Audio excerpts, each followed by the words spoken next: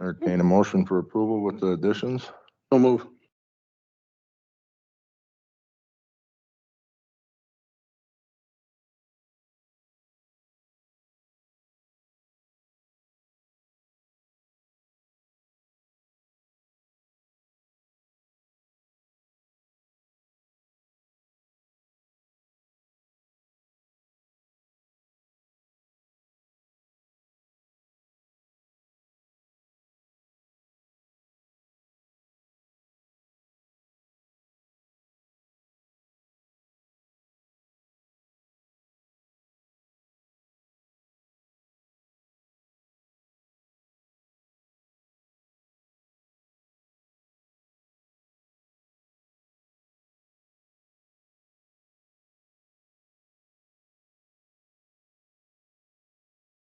Okay.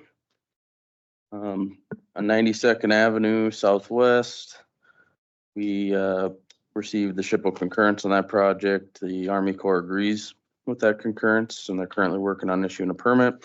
The required mitigation on this project is 0.48 acres. I am working on getting a credit availability quote from a mitigation bank on that. I think that's probably the best avenue on that project. So at that time, I'll hopefully by next meeting, we can address that and get your approval on purchasing those credits. We'll be finalizing the plans and the easement procurement hopefully in the next month or so. So any questions? Okay, 100th Ave, we do have a cultural report for that. It's been submitted. That's SHPO concurrence on that one. We're all clear. I have submitted the mitigation plan. There's about 1/4 of an acre disturbance on that, so I expect to secure the permit soon. The plans are about 95% complete. We are working on some final easement negotiations. I do anticipate going to bid fairly soon on that and construction this year. 12th Street Southwest, we're finalizing the grading design, putting some changes into it on the Cemetery Hill. We are also evaluating our disturbances and mitigation requirements. We'll submit the permit at that time.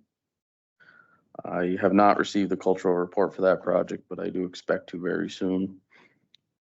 16th, we've completed grading design. We are in plan development. We are in the process as well of evaluating the disturbances and requirements for that one to submit the permit. We do have the cultural report for that one. There's currently one site that has a conflict that we're trying to work through as far as alternative designs and potential mitigation. So any questions so far? On the golf course road, all the easements, permits have been secured. We have bid opening scheduled for the next meeting on May 15th. Construction for that one is anticipated to be kind of mid or late summer. Engineer's estimate on that one is $1.9 million. And that's asphalt and everything. So 2025 projects, we are still working on the field surveys for all the project sites. We're probably 80% complete. 2 of the 3 projects are 100% complete. I did send out coordination letters to the landowners. I have had a few phone calls that I've received, but nothing to note. So any question on those? That's all I have. Thank you. Thank you. Darren?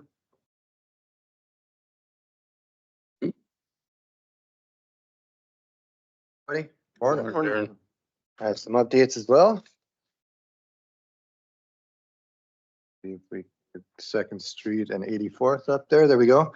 Okay, contracts have been sent out. As you guys know, we bid that one last commission meeting. Contracts have been sent out. They're signed by Gray Tech, and Gray Tech had mailed them to Dunn County yesterday. So you guys should see those. Once those get signed, then they'll be officially be under contract.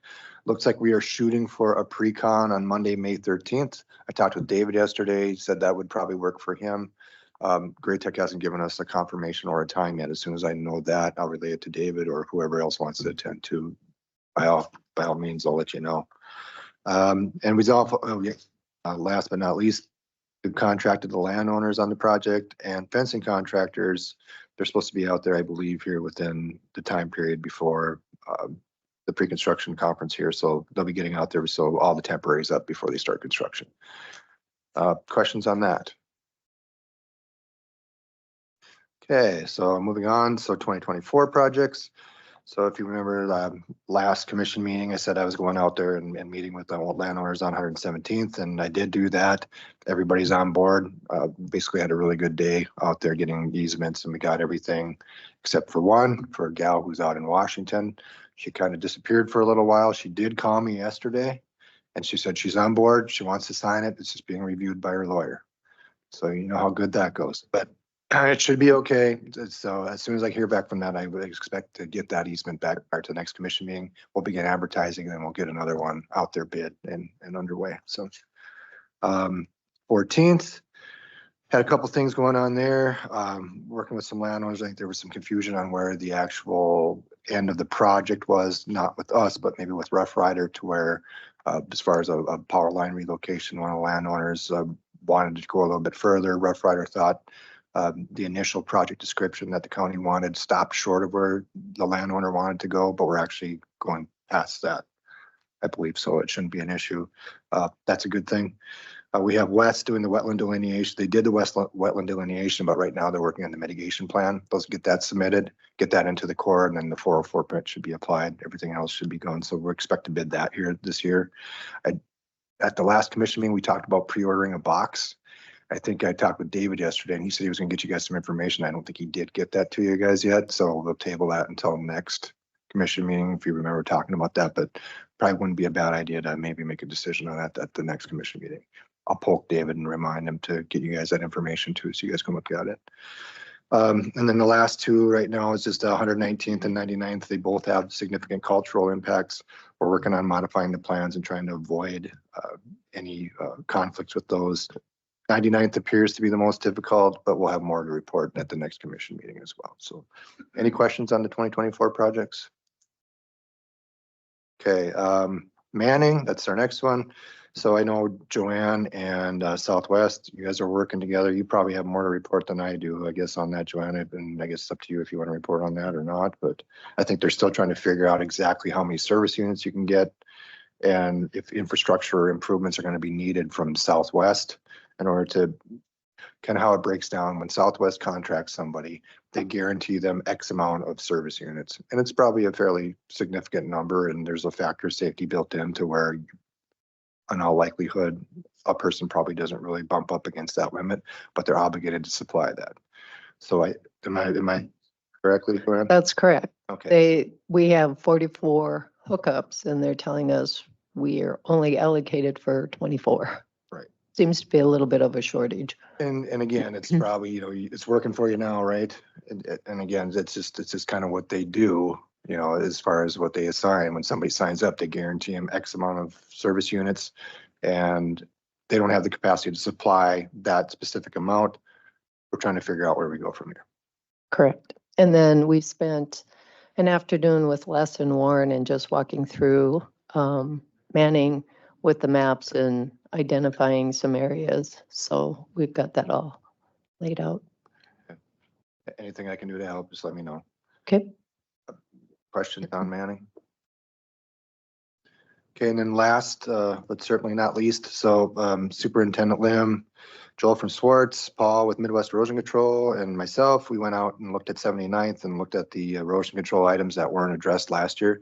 Actually looks pretty dang good out there. We did have the Fries come out there too, when we were out there too and looked at it, and I think they were pleasantly surprised. You guys didn't get hit with the torrential rains like you did last time when it came in, but the slope actually looks really good. But we did have a punch list that we all went through and agreed upon.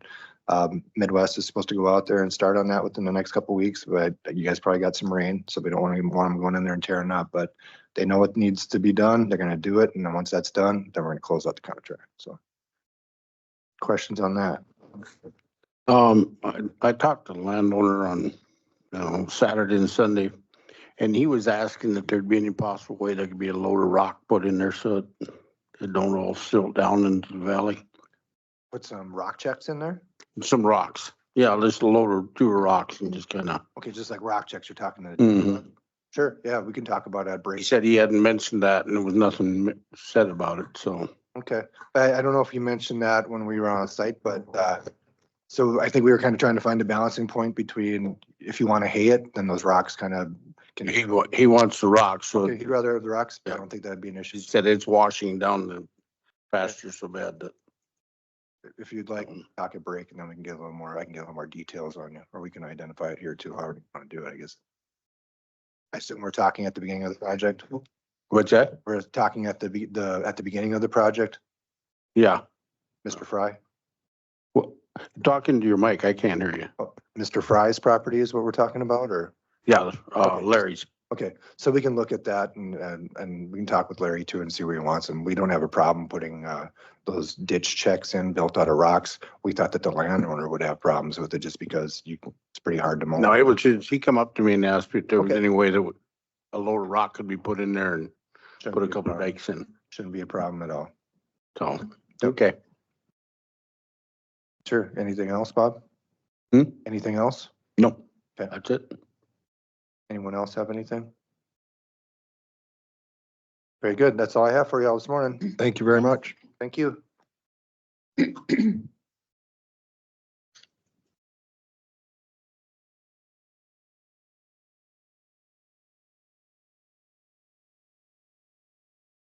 Mr. Chairman, good morning. Good morning. Commissioners. Be brief this morning. So on 109th, I did resend easement agreements to 5 of the landowners. I did get one back and had a pretty good meeting with the individuals that bought the Marathon property. Fully expect to get that one back. I just had to make some revisions. They wanted to make sure that they'd have guaranteed access during construction, so We did find the correct owner then. I did. Good. Yep. And David stopped out there and visited him, and he even stopped out while I was talking to him, and everything seems to be fine. It's just, I think it's slow cycle to get anything signed, but I fully expect that one to come back. So I'm waiting on 3 others of the, of the business owners out there, and then we can move forward, hopefully, with some of the holdouts. Good. Any questions on that one? Okay, 82nd, designers are finishing up the design surface, including approaches and culverts. That's on the south half.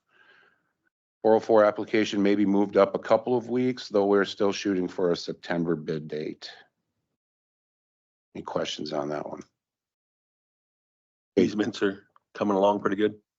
There's been kind of a lull. It's another one of those situations where everyone's waiting to see what one landowner does. So we're working on him.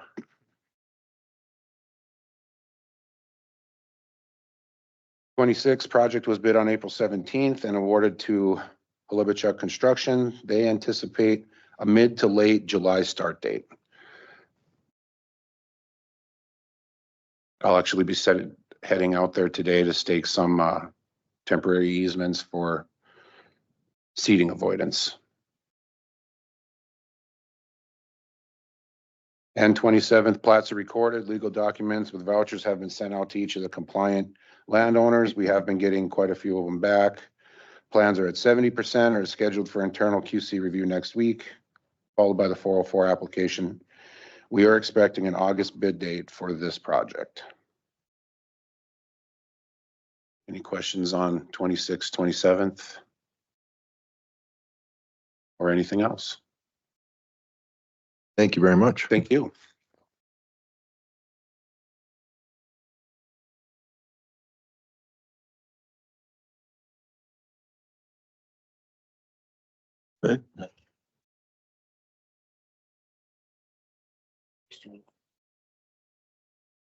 Morning. Morning. Got a few updates, but generally it's fairly brief. Actually have a pay estimate to start with on 7th Street or Charlie's Pass out there. That construction resumed last week. So we're presenting pay estimate number 9. The amount is $101,503.09, which includes the work that they've done in the last couple of weeks. But just to give the commission kind of an update, they've resumed construction in the last week or two, mostly on the stretch east of where the box culvert's going to go. They're gonna start on the box culvert work next week, which will require a road closure. So tentatively, I believe it's gonna, the road's gonna be closed for about 10 days, starting next Monday. So we've kind of been busy coordinating with the school to make sure this bus routes get changed and also emergency management. But it will be closed for probably, I'm gonna say 8 to 10 days, starting early next week. So I think everyone knows, but just want to make sure everyone understands that there will be a road closure for that project starting next week. So that being said, I would recommend pay estimate number 9 to Martin Construction. Mr. Chairman, I'd move that we pay estimate number 9 to Martin Construction for $101,503.09. Is there a second? Second. Motion made by Commissioner Pelton, second by Commissioner Dolzall to approve pay estimate number 9 to Schwartz Construction on 7th Street, Charlie's Pass, in the amount of $101,503.09. Is there any discussion? Any discussion? Hearing none, roll call vote. Commissioner Marsh, Yes. Commissioner Dolzall, Yes. Commissioner Pelt, Yes. Commissioner Kleeman. Yes. Commissioner Beener. Yes, motion carried. Okay.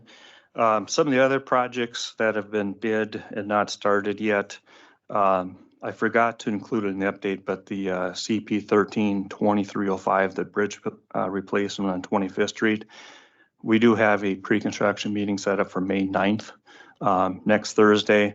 A little unsure on the starting date. It could be June or it actually could be July, but next week we'll have the pre-construction meeting. Some of the other projects with Jensen Brothers are looking at starting possibly June or late July. We just kind of got that notification yesterday. So we haven't had pre-jobs set up yet, but I would think in the next couple of weeks. Some of the design projects, BIA is 10 is pretty much done. We've offered to meet with MHA Public Works just to review the plans one more time prior to us stamping and going to the bid opening. We haven't heard a response yet, but we're ready to stamp the plans whenever they want to meet. Another project that's going to be bid, I believe it's next Friday, May 10th, is the chip seal and countywide striping project. That's going to be bid through the DOT. That has about half the project is going to be federally funded. The other portion is county funded. Our estimate is about $600,000 for that project. And once again, bid next week through the DOT. Is that the county share or is that the That's total? the total cost. The county share is roughly $300,000. And I think the last project, a little bit of an update on 114th in the Neumatic area from 28M to 21M, a 7-mile stretch. We have that bid opening scheduled for next meeting, May 15th. So no idea, obviously, on construction date other than this year. So should know more next meeting, but that's about all I know for now. Some of our 2025 projects, we have a lot of the cultural reports done. What we're finding, we're getting them, or our consultant is getting them kicked back because they have to do additional older, sometimes vacant farmstead surveys. So what they're doing, from my understanding, is the SHPO is going back and looking at aerial images from the 30s and 40s and 50s. And if there was at one time a farmstead in that vicinity, they're asking our consultant to go out there and do further investigations of it. I don't know what that all entails, but seems like we had a finished report and now we're kind of possibly going back and doing a little extra. I'm not sure how that affects the road project because we purposely have designed around some of these older farmsteads, and some of these you can't even tell anything was there. But if it showed up in 1956 aerial imagery, we apparently need to go back there and resurvey those. So hopefully that's just a temporary setback, but it is a setback. But we're we're going fast as we can on those, but it is a little something new that is kind of new with the, this year's project, so. And lastly, that flex funding, I think I mentioned it, to the commission last week. You guys were selected for partial funding of the project on 92nd Avenue, but not full funding. So we're going to start with a plan development, and in hopes of getting some of the construction cost shared. But as of right now, we're just on the list, but not approved for construction funding. Okay, any questions?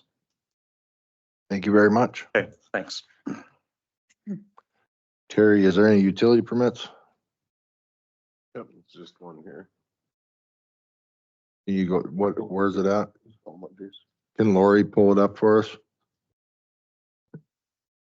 On 120th Street, for One Oak, kind of up towards Harris's. Out in the middle, it's just on a section line, it's not in the roadway. It's not, you don't cover a road, no. Oh, okay. So we recommend approval for that. Mr. Chairman, I move that we approve the utility permits that have been presented. Is there a second? Second. Motion made by Commissioner Pelton, seconded by Commissioner Kleeman to approve the one utility permit. Is there any discussion? Is there any discussion? Hearing none, all in favor, say aye. Aye. All opposed? Motion carried. Is there anything else, Terry? Nope, that should be good. Thank you. Sally, can you bring up those beer and liquor licenses? Right, so we have 4 special events permits for the Ezra Barrows Post. We have a wedding in October at the Kildare Saddle Club. We have another wedding in July at the Kildare Saddle Club. And then we have one in August. And then we also have for the July 3rd and 4th for the rodeo, we have special events permits. Then we have 1 beer and liquor license for the Cowboy Station. That is something new that they're opening back up. Oh, would that be the old JR? Do we know what they're actually doing? Not at this time, no. They needed a beer and liquor license so they could provide gaming at their facility, but that's all I know about it. Sally, do you know when they plan on, is there a date when they plan on opening? They said late this year or early in 25. Mr. Chairman, I would ask that we have them come in and just talk about that facility that they're, since this is a brand new license, this isn't a renewal, this would be brand new. I think that's a good idea. So whenever it's convenient for them to get on the agenda. Does anybody have any questions or comments about the other licenses and permits? Yeah, are those all the same liquor establishments doing that, or is that different ones? For the special event? Yes. Yep, it's all the Ezra Barrows. Okay. Yep. Okay. Do we need to make a motion to table that one then? I think To table the, we could just postpone it. And yeah, we can just you postpone wanted to that one. approve the other ones. Okay, I'll make a motion to approve the other 4.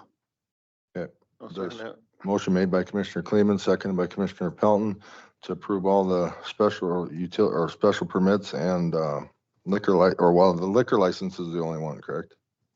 Okay, so that one's gonna get postponed. So just the special event permits. Is there any discussion? Is there any discussion? Hearing none, all in favor, say aye. Aye. Opposed? Motion carried.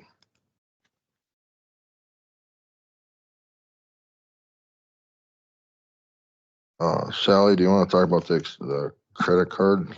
Sure. So I was approached by the extension office. We're down 1 person in the extension office. Normally credit cards are given out to department heads only, but in this case, there's a lot of the times that Kirsten is out doing things, different projects, and Sarah needs to buy supplies for these projects.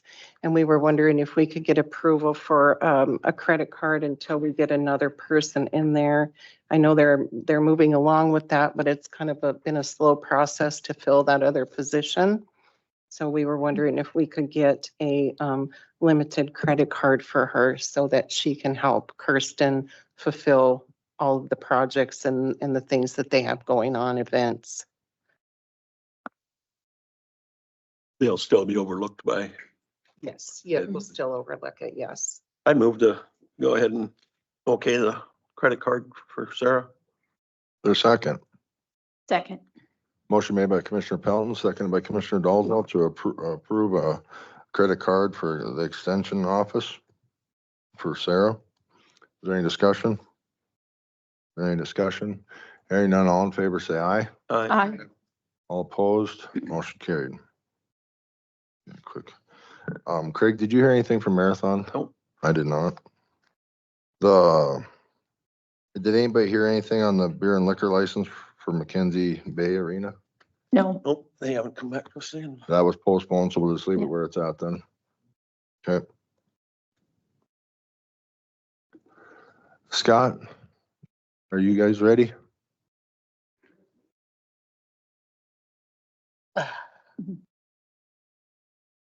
You wanna, Needed to make an introduction or not, but we've had some discussions going on with some right of way, and I know we've had some meetings, Commissioner Pelton, myself, and Superintendent went. Okay. And I think at last meeting, it was requested that I asked Mr. Bice if he'd come in, and he graciously showed up, so. I'll turn it Thank over you to for coming. Okay, you asked me to come? What, I guess, can you go through what the situation is?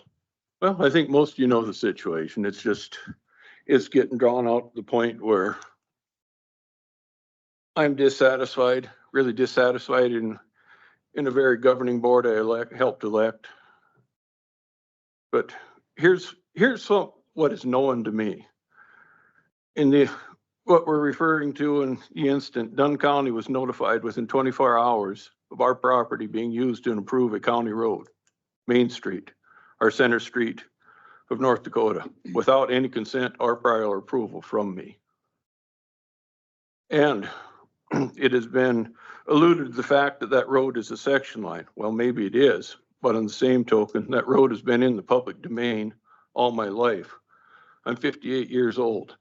The public has enjoyed the use of that road for 58 years and beyond. And also, it was a US mail route up to the 1980s. So just assuming it was a random trail in the prairie is really the wrong assumption. Because it was a United States mail route. We used to be HCR Box 6. We used to get our mail on 103rd up by them big cottonwoods, which I'm sure you guys know what I'm talking about in the backside that it's traveled. And the other thing, maybe it was Dunn County's way of distancing themselves from it. About 4 months after that incident happened, Dunn County posted the road as minimum maintenance. Well, that's rather reactive instead of proactive. I mean, throwing a minimum maintenance sign up doesn't make anything any better. But it boils down to one thing, that a person in an authoritative position in Dunn County, the road supervisor or superintendent at the time, gave permission to an oil company and his contractor to improve that road. And I can attest, I've been on public boards in this community for 25 years. If you delegate authority to somebody, you should stand behind them. So I'm operating under the assumption that your road supervisor at the time was acting upon the authority of the board to do this. So there's a governing board of Dunn County that does share responsibility in this action. And the oil company's position on this was if Dunn County didn't give them permission or authority to improve the road, they wouldn't have done it. So basically the oil company's throwing it right back to Dunn County. They said, we wouldn't have did it if Dunn County didn't give us permission to improve the road. So it becomes a Dunn County issue. Property that was used to improve the road was sourced outside of any county right of way. It was taken off an oil site in the middle of my pasture. So any assertion that, well, the property come from within the area that the county could use it of the 30 feet on each side of the section line is a stretch. It come from the middle of my pasture outside of any parameter where the county had authority to use my property to improve a road. And it's also been alluded to the fact, well, I signed a land use agreement with the oil company. No, I did not. The oil company didn't have a signed easement to be on my property. They used forced entry to access. They 20-dayed me. So they had a right of ingress and egress and to build their oil site. That is it. They had no signed land use agreement for me whatsoever. So in that instance, they exercised their authority of dominant estate and didn't have anything signed to allow them, which your oil company's land use agreements, anybody sitting up there that's dealt with an oil company anymore, their land use agreements now equate to a small novel of what they claim they have rights to do on your property, not to do. They didn't have a land use agreement when they're on my property.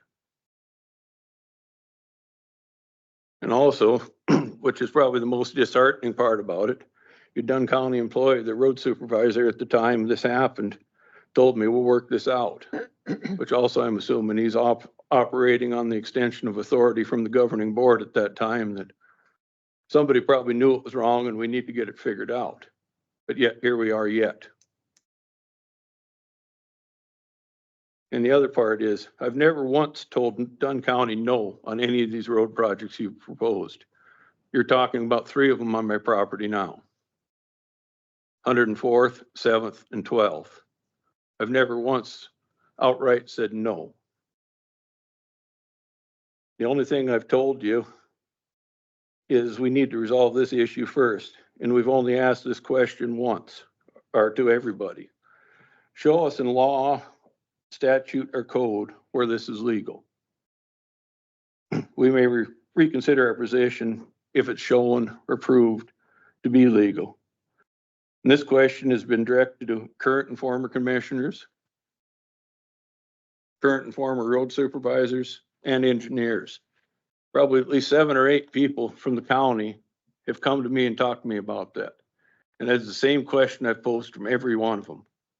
And I've never once got an answer. But also that brings me back to something we debated in college. It's been a while, so what I'm going to say probably isn't verbatim. And it's like this: even in the absence of prohibition in law, statute, or code, it does not grant an entity license or privilege to do whatever they want. So even if you can't find in century code, law, or statute that expressly says you can or can't, it still doesn't grant you the privilege to just for somebody to say, go do it, we don't care.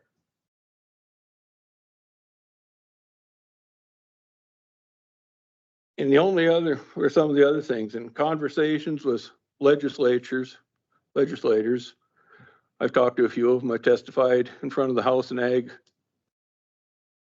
House and Senate Ag subcommittees on animal health issues and talked to them in passing, whatever be it. Litigators, land professionals, and general public. The consensus is, from everyone I've talked to, don't give the county any easements or access to the property for any projects until we get this issue resolved to my satisfaction. Why? The answer is relatively simple. If the county chooses to condemn our property for any one of these projects to get access, that action does nothing but reinforce my position that was what it was allowed to happen before was wrong. Because you're going to try to condemn it now, surely what happened when your employee told somebody to take my property and improve the road probably wasn't right then.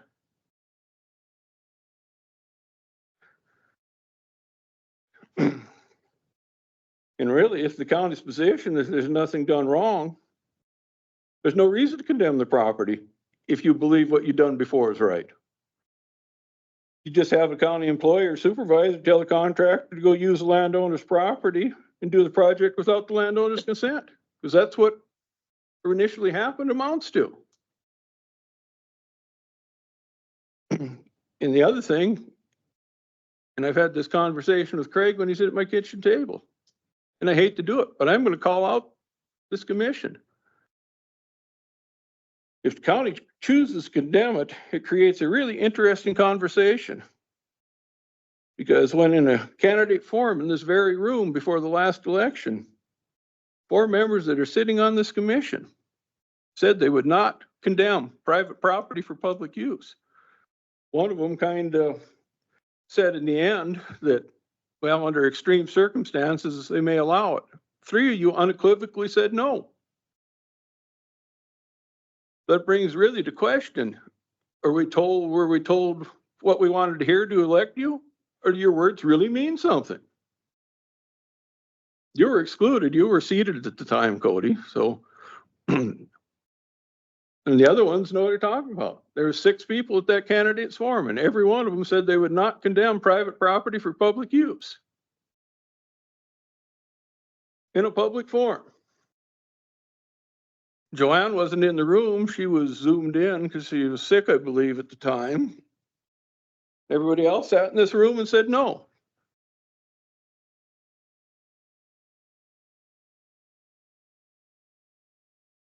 So really, we need to get this figured out.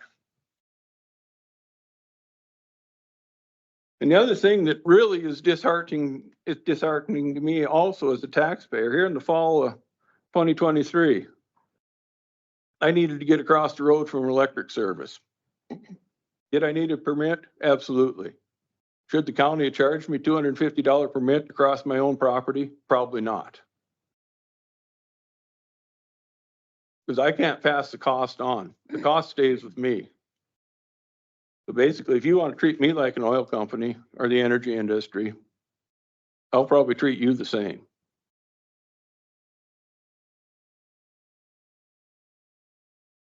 And the other thing there's numerous things. I figured I should write a thing or two down last night before I went to bed, and it got rather lengthy. But really, ag has built and sustained this county since its existence. Granted, the energy industry is contributing greatly now, even more so than ag. But at the end of the day, you need food, fuel, and fiber to sustain life. Ag produces over 2 of them if you throw renewable energy in it. The oil industry does not produce food and does not produce fiber. They produce fuel. You can have all the fuel in the world. If you don't produce food and fiber, what difference does it make? Yet property owners are the only one that you basically show up our road project, tell us what you're going to give for our property. I'm pretty sure the engineers seating in this room, you don't tell them what you're going to give. You ask them to bid for their work and they tell you what they're going to charge. The contractors that work in these road projects, you don't go to any of your contractors and say, well, we're going to give you 20 cents a yard to move dirt. That's how it is. Show up next week, start. No, you ask them what they're going to charge you to do it. So why on God's green earth do you think you come up with some arbitrary figure and tell us we're supposed to live with it as taxpayers?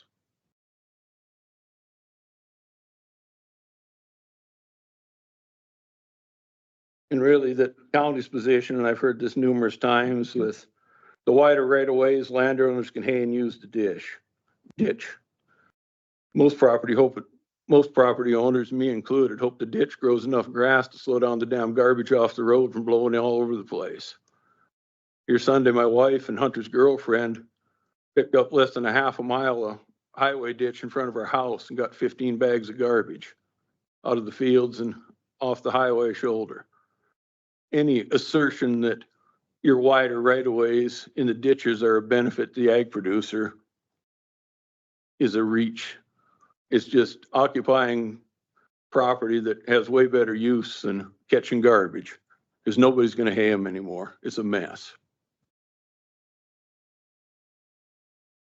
And the only big unknown thing in this whole deal is the context of the conversation between the Dunn County employee, the road supervisor, the oil company, and the contractor.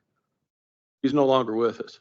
But that's the only unknown in this, is the context of that conversation.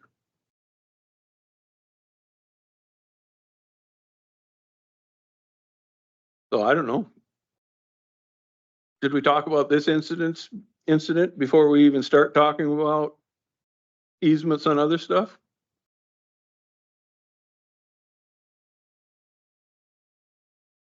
That, you have more? Oh, absolutely. Oh, I ain't even got loaded yet. But there ain't no use talking about what I think is compensation on anything until we figure out the other stuff. Or even start talking about road projects. Yeah. I know you've got talking about 12th, talking about 7th, maybe 104th Avenue yet. Ross, I don't know, do you have anything to add? We've got Christina and your opinion on this, your professional opinion on this already. Do you have anything to add?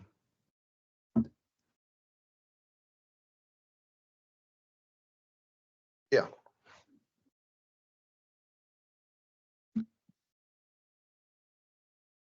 I don't know if I have a whole lot to add, other than I have a couple questions. When did this occur, Scott? How many years ago?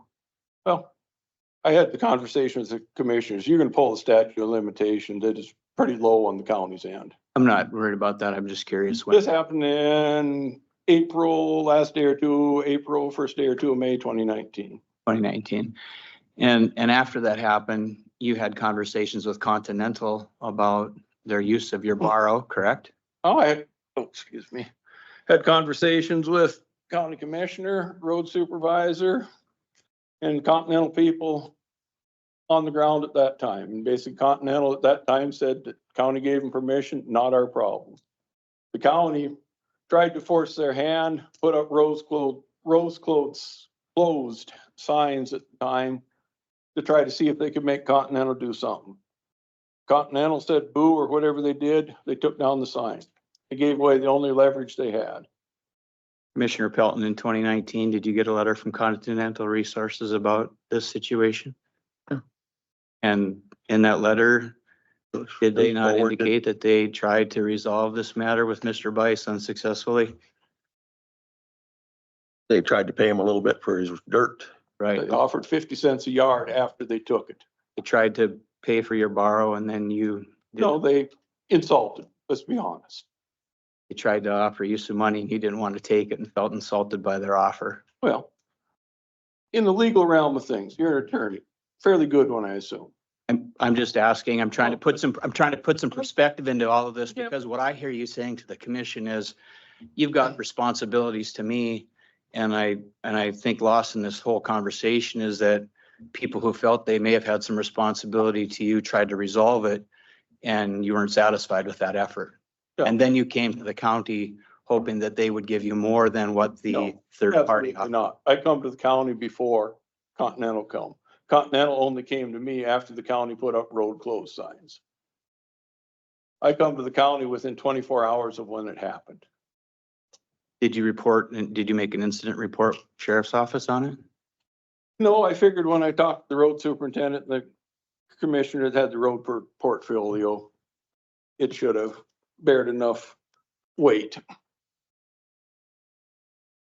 So what is your ask of the county now? What is it that you want them to do to make it right with you? What do you think is fair?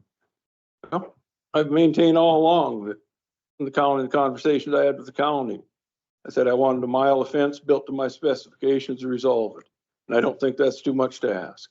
At any location of your choosing, correct? Yeah. I'm not going to send you the property owned in Henniker County. It will be in Dunn County. Is it going to be in the Badlands? You know, I guess what I'm getting at without playing the cat and mouse is you've got a pretty big ask out there. My understanding is you want $20,000 an acre for your right of way because somebody near the city of Kildare was paid $20,000 an acre based on comparable sales when they ran the road out to the Kildare Public School. You want a mile of fence at anywhere in the county of your choosing. What's a mile of fence run now, Bob? 12,000, 14,000? Stick it in the Badlands? Who knows where we at? 30,000? I mean, you know, let's put some of this into perspective. You're talking about what, was it 400 yards of borrow? Well, nobody knows. They said 400 they built the road up 2 feet for quite a ways. It's there, we're talking semantics now. At the end of Well, the day. not really semantics, Mr. Vice. What I'm trying to do is, let's put a little color on it. Let's put a number to it. And, you know, you're throwing some really large numbers out there for a very little borrow.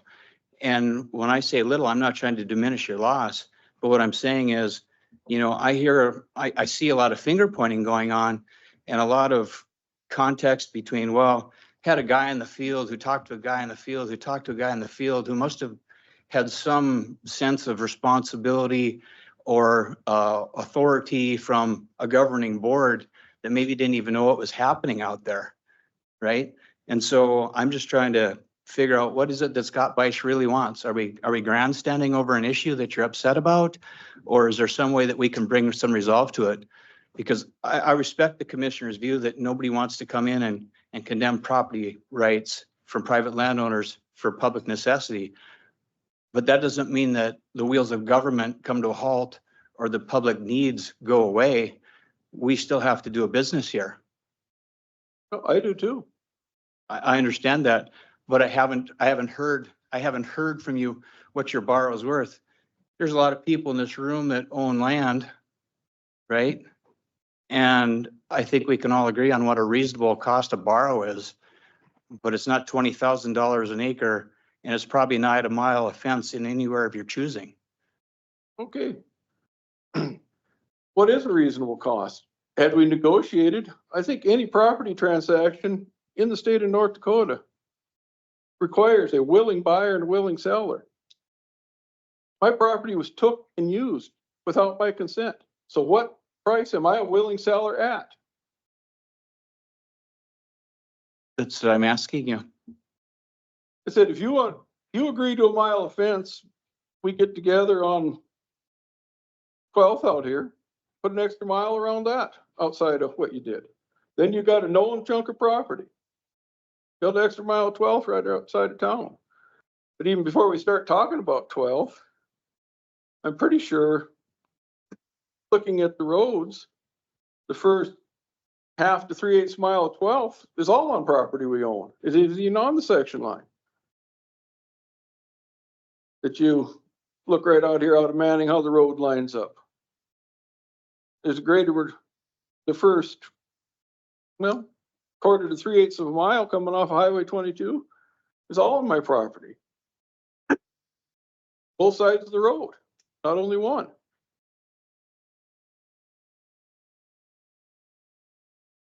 I think we're getting into the weeds there because I would assume, I don't know that for a fact, but I would assume there's already an easement on that road.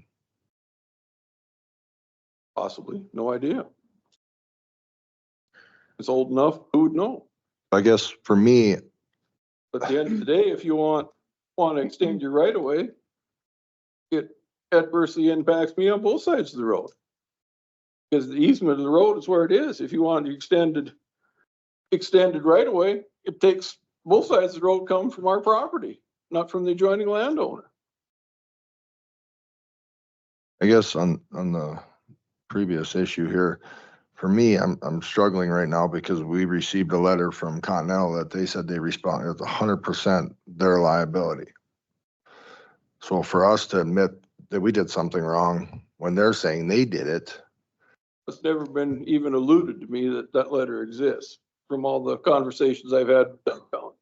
I guess we received a letter from that they had I don't know the date on it. 2019, June 21st, And it's hard. June 21st, 2019. Thank you. And it's hard because I have not been involved in this case when it happened.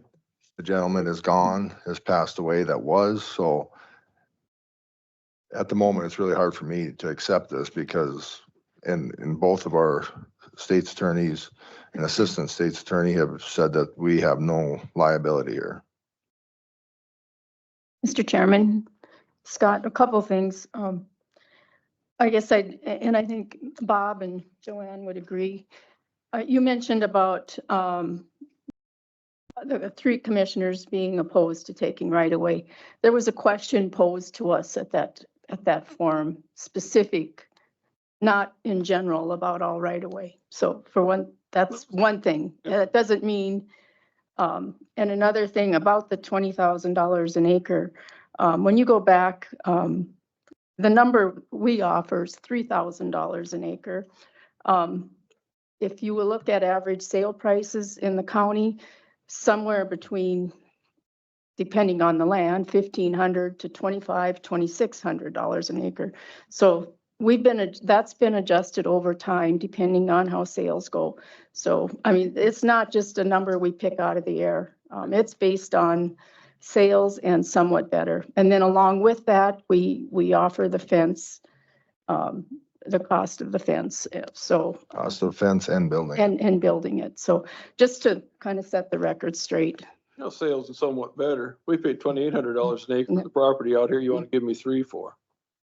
If you put a road on it. That was a transaction between a willing buyer and seller. I willingly paid it. I'm not willing to sell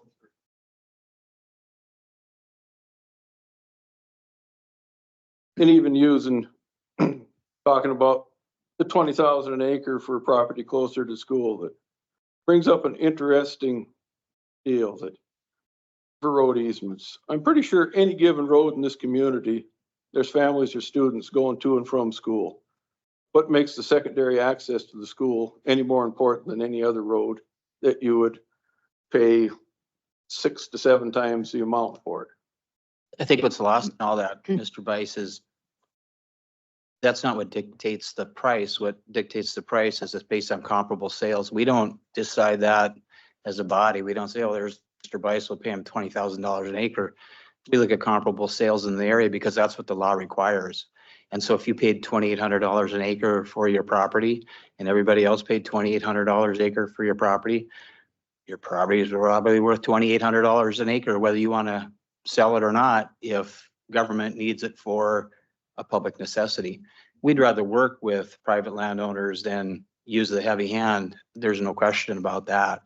But, you know, along with that also goes, and you have said it yourself, you serve the public here for over 25 years on varying boards. You obviously have a community interest.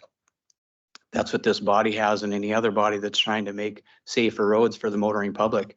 And when we run into people that get stubborn, then there are tools that are available to government to use to help soften some of that. Hopefully we don't ever have to do that. Reasonable minds prevail. That's why I think everybody sitting here would like to help you bring some resolve to your situation with an oil and gas operator even, but we have to look at it from a modicum of reasonableness. And if you think 400 yards of borrow is worth $20,000 an acre and a mile of fence anywhere you want to put it, I'm sorry, that's just not reasonable. Is it reasonable to have somebody take your property and use it without your consent? I'm going to take a cop out on you and tell you I'm not intimately familiar with everything that went on out there. I've learned a lot more today than I probably knew before. I'd be pretty upset if somebody took my property without my consent. But I can also tell you I'd have been a lot more proactive and I wouldn't be sitting here 5 years later talking about something that chapped me 5 years ago. Well, I've talked to it year over year. That's how come Dunn County has postponed road projects. Every time they come and ask for an easement, I pose this question to people that show up. And they kick the can down the road. Well, the can must have finally ended up in the corner and somebody said we need to talk about it. Basically, the power, your engineers and whatever be it, since that time, because in the fall of 2019, they come and talk to me about 104th. And I posed the same question to them at that time. And the only thing the engineers, I think, told this governing body, the people that were here at that time, is, well, we couldn't get an easement from the landowner. They never did divulge the context of the conversation why. They just kicked the can down the road and said whatever. So saying I'm not being proactive, I basically pose that question every time somebody's asked me for an easement coming from the county. So, Mr. Bice, what is the price for your borrow? We're here, we've kicked the can, we're here. What is the price? You've got 3 roads proposed on me. I don't think it's unreasonable to ask for a mile of extra mile of fence out here.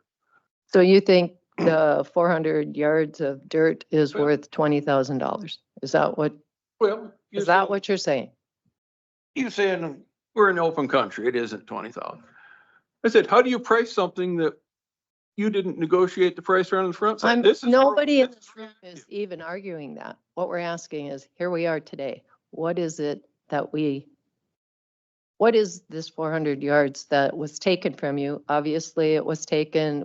We've got this letter from Continental that says they were responsible. What is it worth? I can maintain the position I had. I wanted a mile of fence. And you think that's fair price? I think it's fair because nobody asked anything whatsoever about using it. What I'm really confused about is Continental took 100% liability. They tried to pay you, you turned them down, and now you're coming here demanding that we make it right with you. Somebody already tried making it right with you. Why are you here now? Well, Because number they one, took 100% liability on that, whatever happened out there. Why are you here today making us responsible? well, up until today, I did not know that letter existed. From all the conversations I've had with everybody within the county, the existence of that letter has only been brought to my attention today. But they tried to make it right with you. They offered They met 50 with cents you. a yard after they took it. Is that making it right? I don't think so. I think this has been pushed down the road. I mean, everybody's pointing fingers. Who's to blame? I think we gotta get over it. Let's get something settled and let's move forward. I mean, we can't keep going around. Mr. Chairman? Yeah. I think what we need to do is, I mean, this is a civil matter between Continental and Mr. Bice. It's a civil matter. It's not a county matter. And I think the negotiations and getting it taken care of are between those two parties. And I don't think the county and Continental said they're 100% liable. It's not our issue. Well, I think part of it is we let them put that dirt on our road and we didn't do nothing. So I think the county might have a little responsibility. The county knowingly accepted property that wasn't theirs when they were made aware of it and did nothing to remedy the situation. And I'm pretty sure our state's attorney would tell us some statute that exists for somebody being known in possession of stolen property. I don't think it's stolen. It just got moved around. I think it's still on your property, number one. Number two, you have to recognize the chain of command. To put it in the context of a construction project, if I've got a guy down in the trench digging the footings, he's not gonna bind the fellow that's behind that project. And so people, if what you say happened, you'd be talking about whether that person had the authority to bind the county to a financial commitment. And I don't believe that exists here either. So, really what we should be focusing on is, resolving this, and the best way of resolving it, I think, would be to approach it in a reasonable way. I don't think 400 yards of borrow is worth a mile of fence. 400 yards of borrow, I thought maybe you'd be looking at a couple dollars a yard, not 50 cents. But, I'm not in a dirt contractor either, so maybe prices have changed. Mr. Chairman, I asked David what a yard of borrow is worth, and he told me they just paid some on some road, and he said it was $1.25 cubic yard.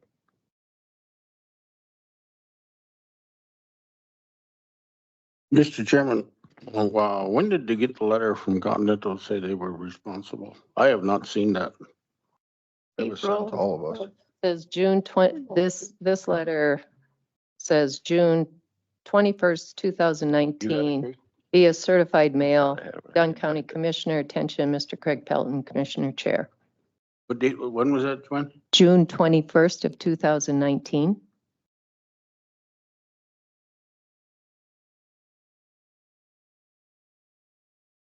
I wasn't here when that.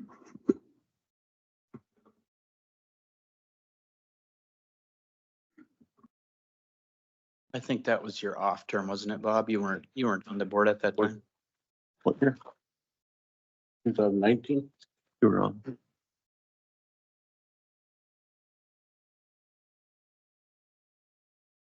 I would have been here. No.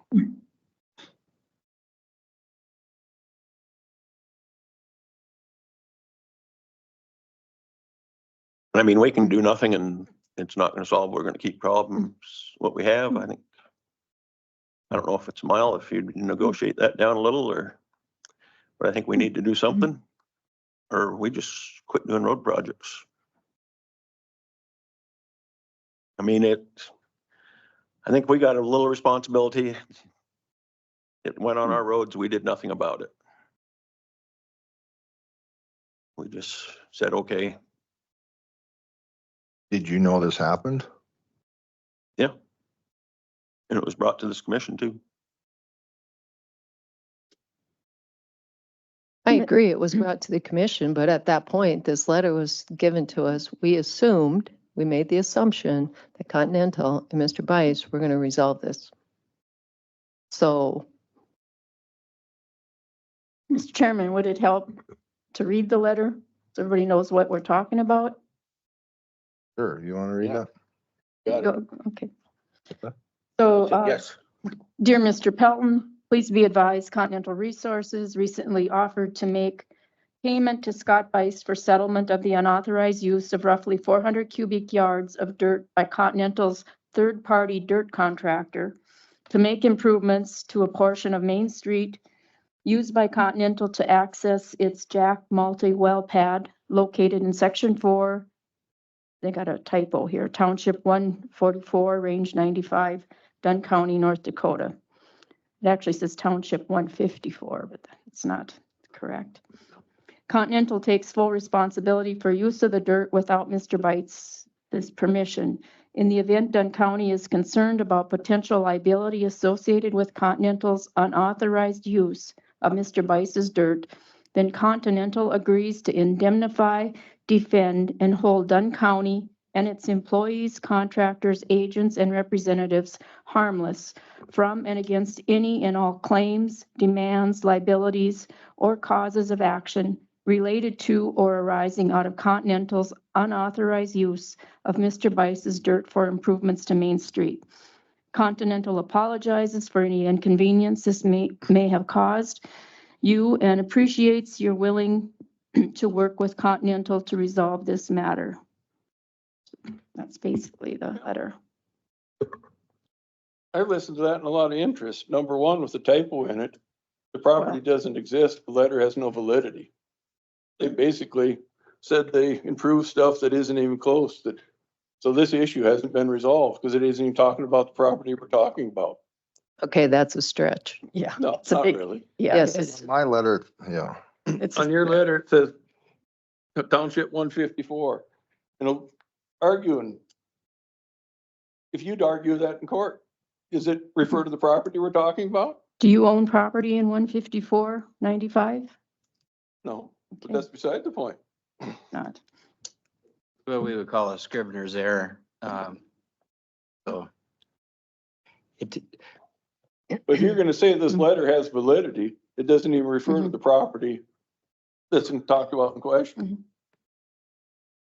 And it still goes to the point that if Dunn County's been in this possession of this letter from 2019, this is the first time I've ever been made aware of it, that it even existed. I just became aware of it myself within the last 30 days, Mr. Bice. So, but that's okay. I wasn't sitting here in 2019 either. So that it's really in many respects, neither here nor there. But the letter shouldn't pertain to you because they came to you, admitted they were at fault and tried to pay you. 50 They cents a did the yard same thing as the after letter the did. fact. But did you put a number on it? I told them it'd be more than that. The people at Continental point blank looked at Craig and Dell at the time and said, what can we do to get straight with the county, and walked away. That was the extent of my conversation. I think Craig will attest to that. I told him it'd be more than 50 cents a yard. He did a half turn, looked at Craig and Dell and said, well, what do we need to do to get straight with the county? and didn't even look my way anymore. And that was the end of the conversation. So them trying to put good faith effort into doing anything is a stretch. I think, Mr. Chairman, one of the things they did to get straight with the county is to put this letter in place to show that that was not the county's liability. Mr. Chairman, if I might, I mean, in order to move this off center, if this board would maybe consider delaying its action on this, maybe it would be wise to staff it, visit with Mr. Bice, visit with Continental, and see if we can come to some semblance of an agreement. If Continental wants to stand behind its letter, it's not a blank check here. If we sit down and if Mr. Bice and the county and Continental could come to an agreement, I think that would be well served. If you decide you're going to put in a mile of fence and you turn around and ask Continental to pay for it, I'd be very surprised if they would do that, because it's such an unreasonable request relative to what was supposedly used on the road. So if you want us to stay involved, we'll stay involved. I'll be happy to visit with Mr. Bice. I'll try and reach out to some folks at Continental and see if we could bring some resolve to it. If you want to take other action today, obviously that's up to you, but that's certainly something we could do to try and help facilitate some resolution here.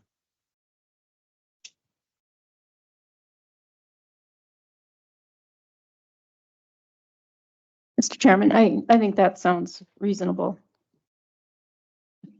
The rest of the board is in agreement. But, Mr. Chairman, I think we're gonna do something. We're sitting on 4 projects here and the engineers are telling us this is costing a lot just to, trying to see if we can't get resolved. We've paid the engineers way more than this mile of fence already. It needs to be taken care of. I don't know. And we keep going, we're gonna pay them again for that mile of fence. So are you going to meet with Mr. Bice and Continental and resolve this, or do you want someone else to take this? Me and Mr. Bison Continental can come up with something, but if you guys don't approve it, Okay, well then take that task and we've come up brought with, this to you guys lots of times. you've come, I don't know that I've It's never been- remembered it. for the board. It's been before the board. do you want me to take this task? I'll go meet with him. Okay, Do you want to meet with us too, or? Yep, Bob's that on the would be great. Road thing too. let's get the people Two of in the you. room and resolve this. But I think we need to do something to move forward. Like you say, we're spending more money on engineers than what any of this would have ever cost us. We could have done something 5 years ago and been cheaper than what we've done today. Guess what I was struggling with is, if this is how we're gonna treat every person, everybody has the right to say, everybody should come to and fight. We've had letters, we've had both attorneys tell us that we're not liable at all. 0% liability for this problem. So if we're gonna go give out a mile of fence, then we should be doing it for every landowner. Cause this doesn't pertain to us. We haven't had every landowner have dirt taken and putting on the road either. I mean, there's different circumstances. Not liable. Mr. Chairman, I think If too, we're not Not guys wanna liable, have a why are we meeting. gonna waste our time and his Yeah. time? If you guys wanna have a meeting, that's fine, but I'm just expressing my opinion that What I'm saying is if we're not liable and that you're not changing your mind, why are we wasting my time, his time, Continental's time? if somebody wants to make a motion, they can. Mr. Chairman, I think we should go with what we discussed. 2 people meet with Continental and Mr. Bice. That's What fine. gets lost in all this is we're not just doing these roads for the heck of it. This is about safety.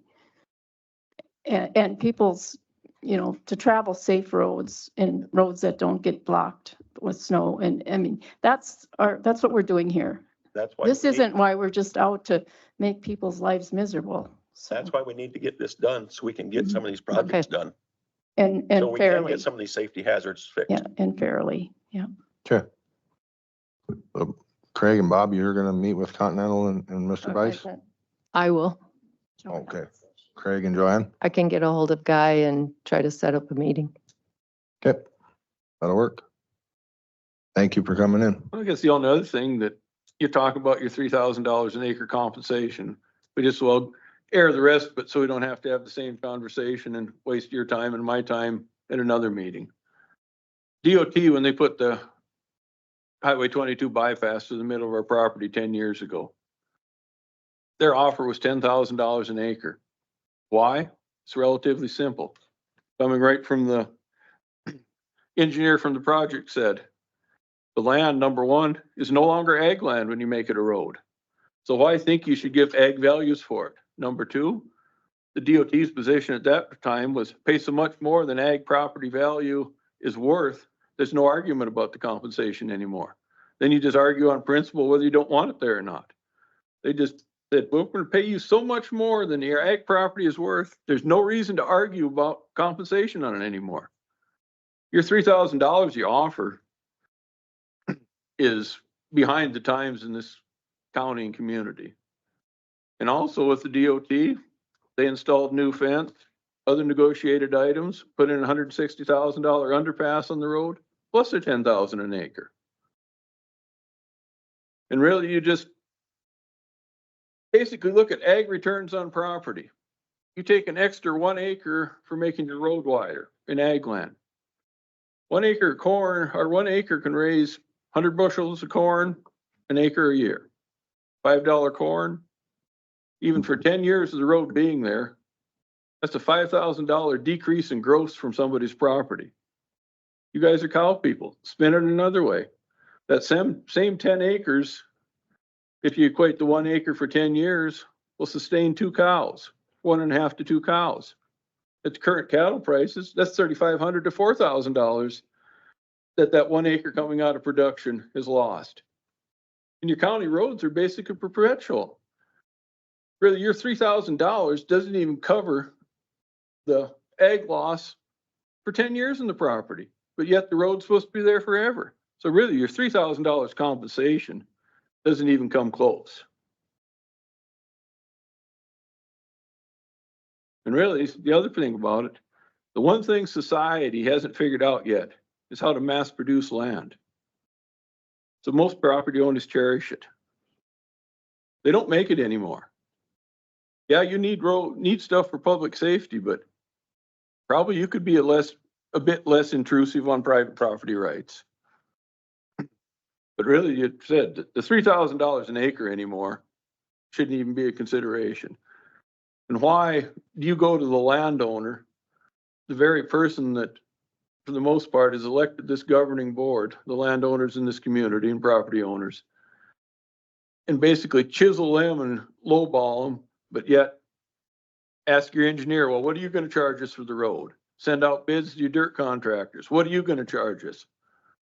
Why does everybody think the landowner should be the bottom feeder in the whole deal and get the least? Even at the $20,000 an acre, if you go to that, in the grander scope of any road project, for the acres you're going to consume is minuscule compared to everything else. But yet you think $3,000, you're doing a property owner a favor by offering it to them.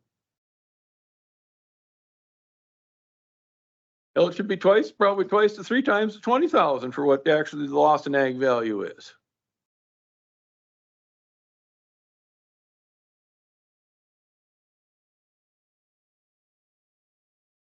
And I know for a fact, when you're talking about the county don't arbitrarily build fence, which is before your time, 2nd Street Northwest, right out here north of Kildare, Dunn County built an extra mile of fence for that property owner in rough country because they didn't want to mess around condemning the property owner on the south side of the road.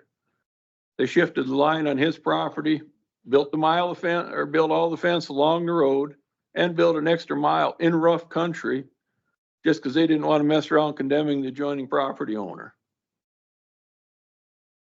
And the other thing I'm thinking about with Murphy's on 7th Street, I've heard rumors you're talking about working on it.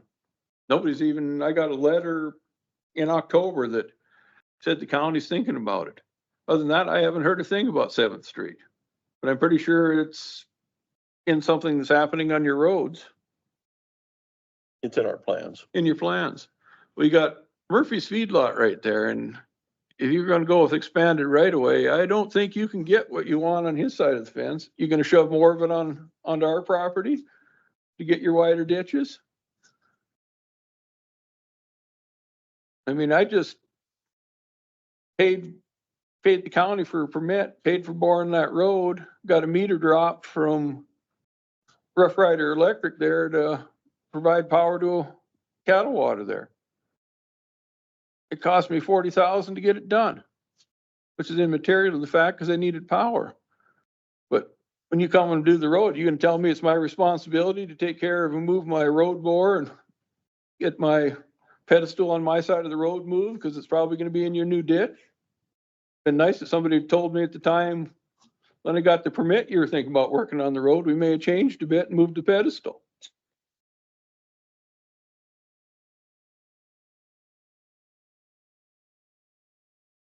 So.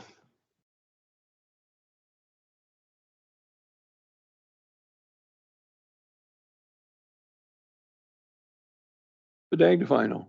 I said, do you want, I see part of your agenda, we wanted to talk about right of ways and compensation that. I said, really the 3,000 is, I think you need to revisit it in the realm of things and the ag evaluation and what property produces. It isn't very much. Because any road, and I said, using the premise of paying somebody for ag land for a road, it's not ag land anymore. It's commercial property, pure and simple. You're not gonna farm the road anymore.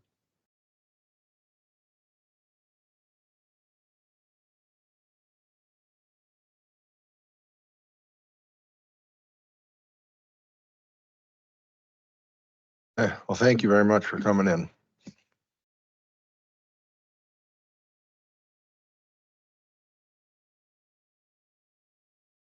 Any other questions or comments?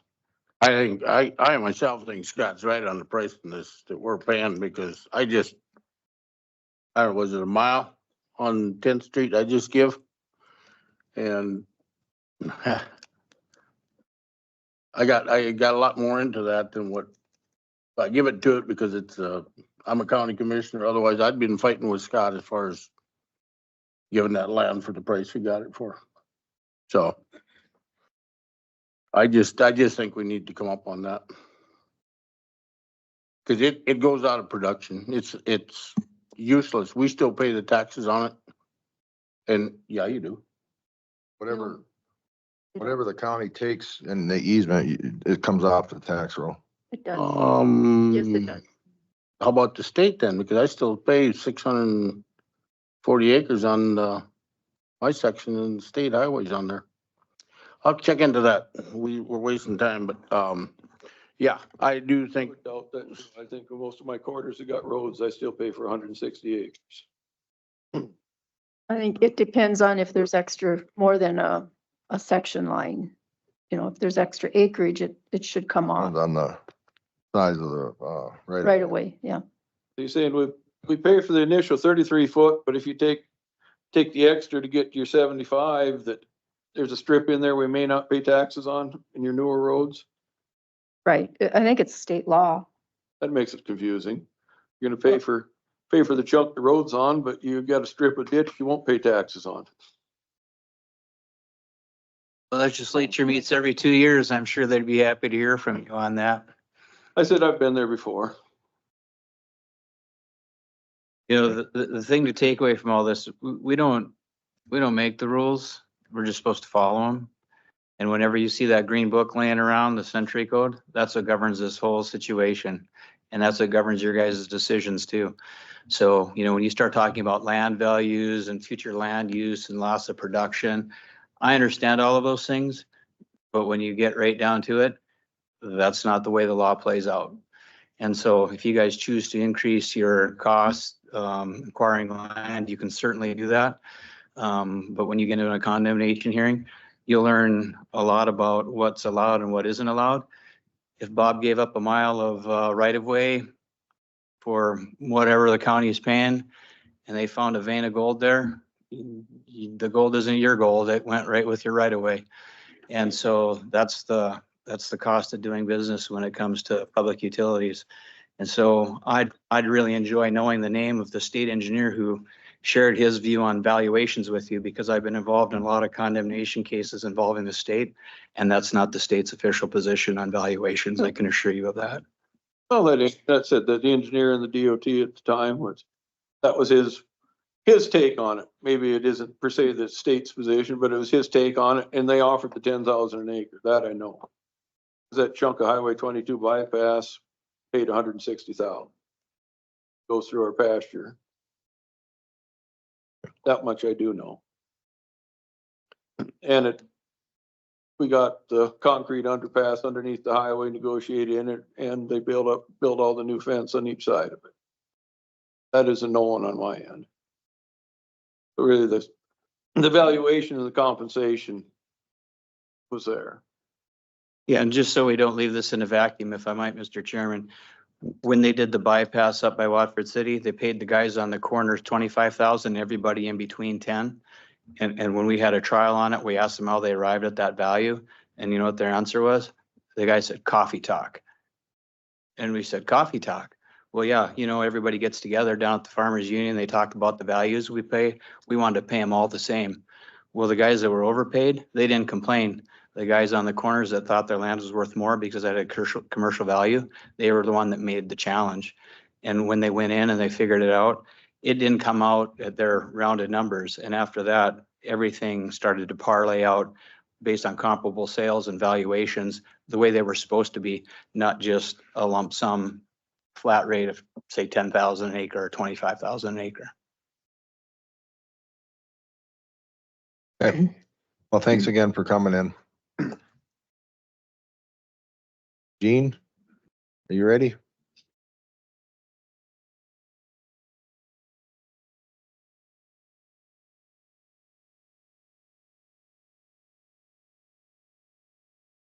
On the agenda is part of the Saddle Club. So the five of us that are here are. Well, thanks for coming in. Our grant request. So Hi. Well, thank the commission for You talked into them. having us on the agenda and allowing us to tell you a little bit about what is going on at the Saddle Club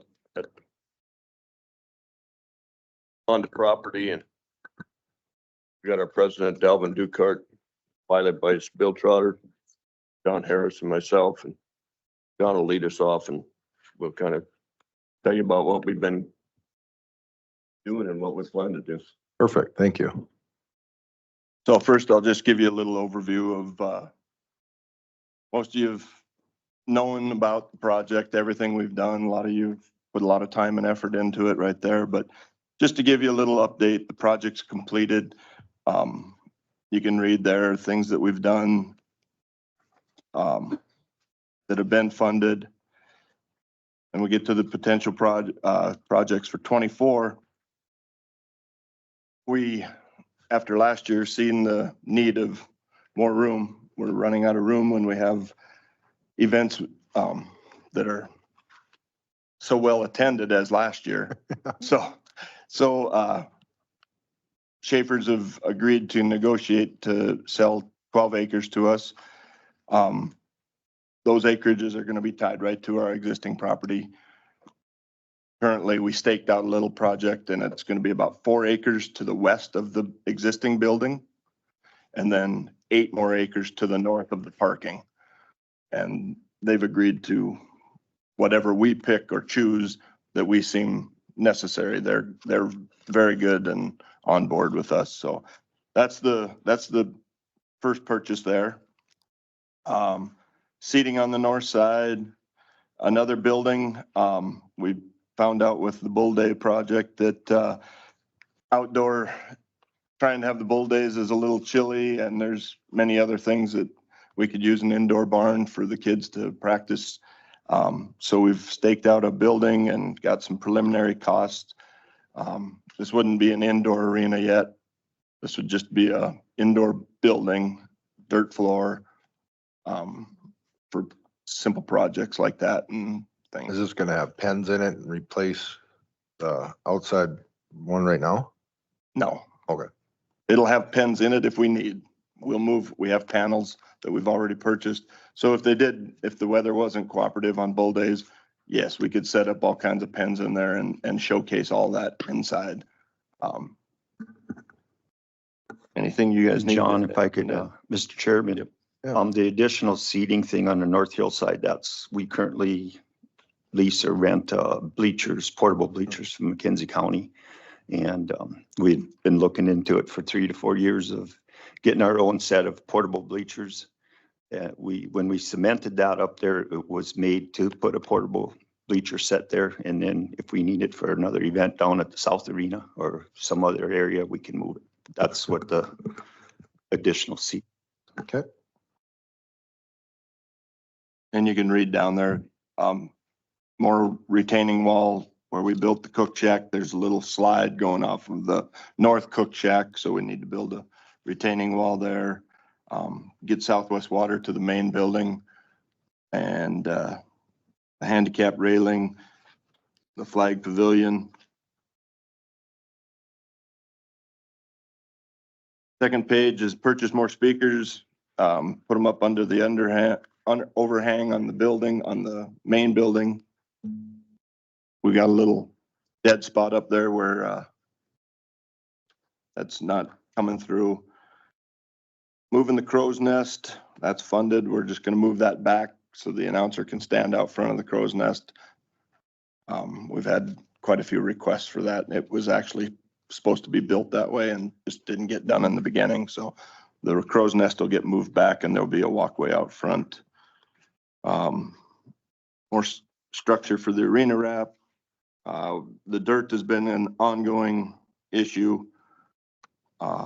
We've had the dirt doctor come. He's taken care of the NFR, all kinds of big rodeos. He's come in and gave us some help and some ideas on how to improve our dirt. Purchased an electronic billboard, and then the cost of the 4th of July rodeo, $350,000. Mr. Chairman, back to that project, the retaining wall. We are going to try to bench that to make it a certain area that's going to be handicap accessible. So Good idea. limited handicap people can come up the sidewalk and find themselves a bench or a seat there. So.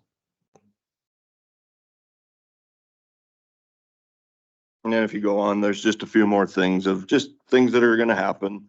And then we have a full event schedule listed there for what's gonna happen this year on the 4th. We are moving to a 3-day rodeo. Just because it's time. People, I mean, last year just blew the doors off everything and all the responses we've had back. So those are a few more things that we're doing. Some of the heading up the trail ride community again. community responses after last year was things ran too long. And that's what brought us into putting 3 perks on and starting a half hour earlier at 6 and hoping to get everybody out of there by 9:30 instead of being 11:30 midnight type of deal. So. Good. And then I'd like to say, first page, there's a list of projects that we've done and quite a number of them, but everything that we've got done so far is all paid for. We don't have no debt nowhere. We just kind of like to keep the debt as low as we possibly can.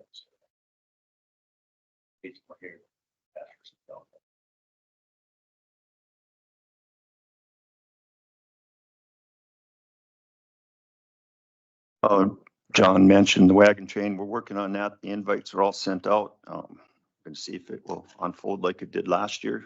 We're not. That's a guessing game because until the last week, everybody decides they're going to either show up or they won't. So, but we're hoping it comes. We plan on having the wagons in between the events like in the past. Our stock contractor, when we met with him, said he thought that was one of the greatest things that was. He said, you don't see rodeos do that. Take the time to do it. And he kind of clarified to our committee that we put production on, we can kind of do what we want in between the events. He runs the stock, but we can do stuff in between what we want to as a committee. And put on a good production, so. Then you get to the scheduled events. That's just a little overview.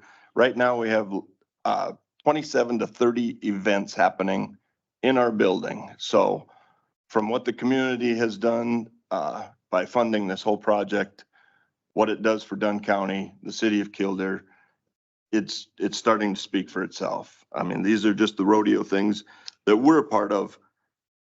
There's weddings, there's calls, seems like weekly, looking for next year already. So what's happening out there is impacting all of Dunn County and the towns in it. And we have great support from Dunn Center and Kildare. And so, yeah, we're just coming here, and Gene has a little more on what we're looking for. But yeah, there's Kelly said 27 events on the books for this year already. So Not including the 5 days over the 4th of July. Wow. And one of the other things that they do out there is Gary Kuhn, he had his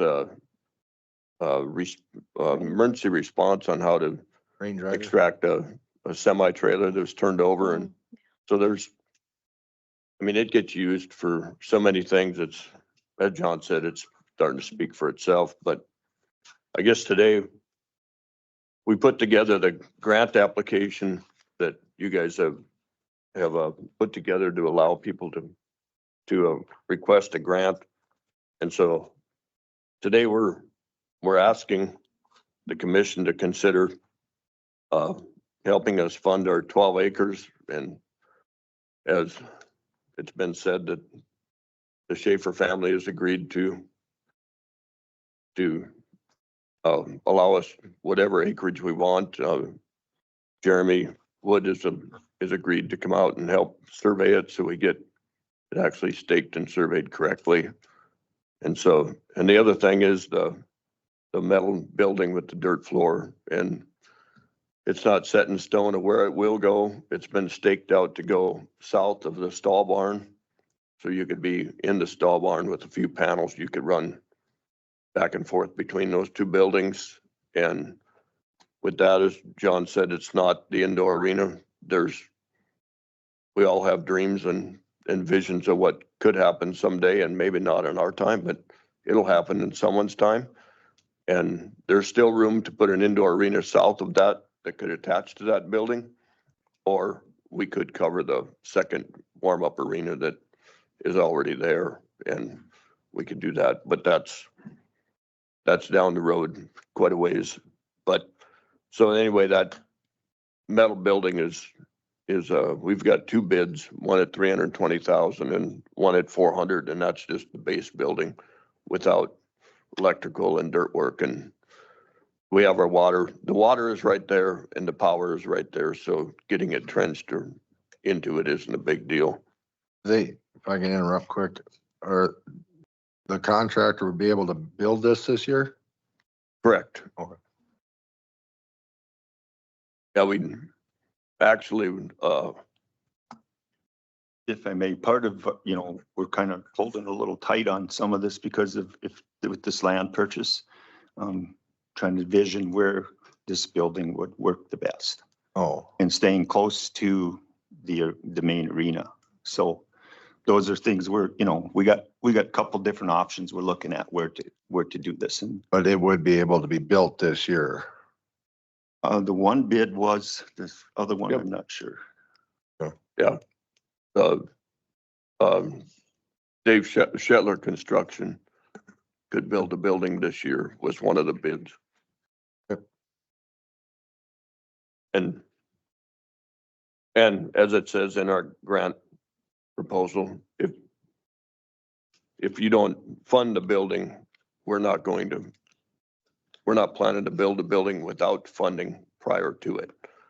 And as in the land, we just feel that when Schaefer's came back, we've approached them multiple times about additional land, and they've been gracious to allow us to use the land to park on or whatever we needed last year.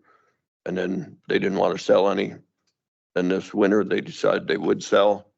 And so we just think it's a proper time to do it when they're willing to do it.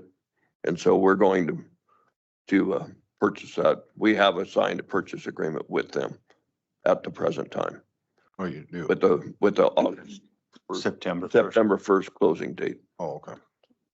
So, well, if there's any other questions that we can answer, or Any other questions or comments? Mr. Chairman, I'd move that we go ahead and give them what they requested, the 600,000. Second. Motion made by Commissioner Pelton, seconded by Commissioner Dalzell to approve the $600,000 to the Saddle Club for the 12 acres of land in the metal building. Is there any discussion? Mr. Chairman, I guess I'd just like to say that this rodeo and that arena out there contributes to the economy of Dunn County, and quality of life. So I think it's a very good investment. Mr. Chairman, I would also like to say, I don't know if people are aware, but the concert last year and the concert this year, the city of Killdeer is funding that whole concert plus all the advertising because they're behind. Actually, they're the reason we move forward this year with the concert. What it brought to the community and the money and the people that it brings, they're 100% behind it. Scott, did you have something you wanted to add?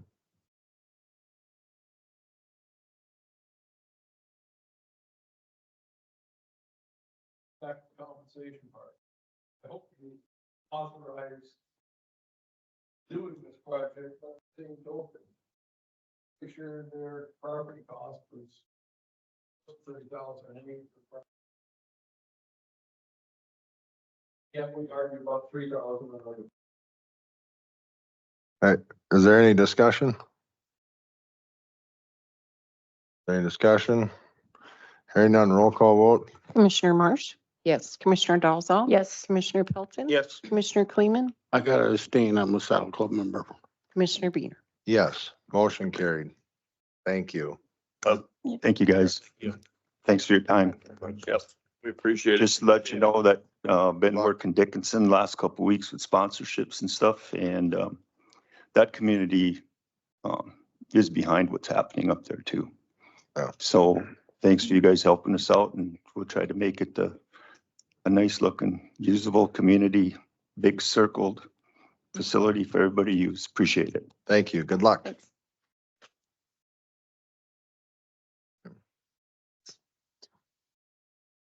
Mr. Marsh, you had donations for sick leave? Is Desi? Sorry, Sarah. Hey, I want to.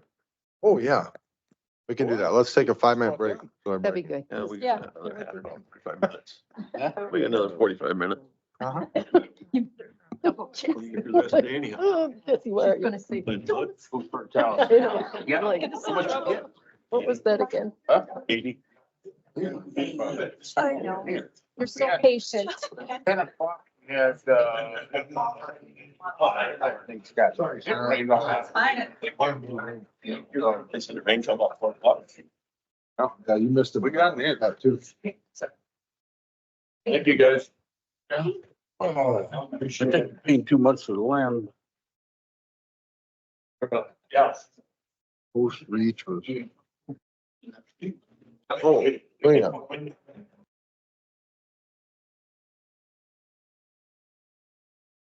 I talked to her before, and I think if we did this.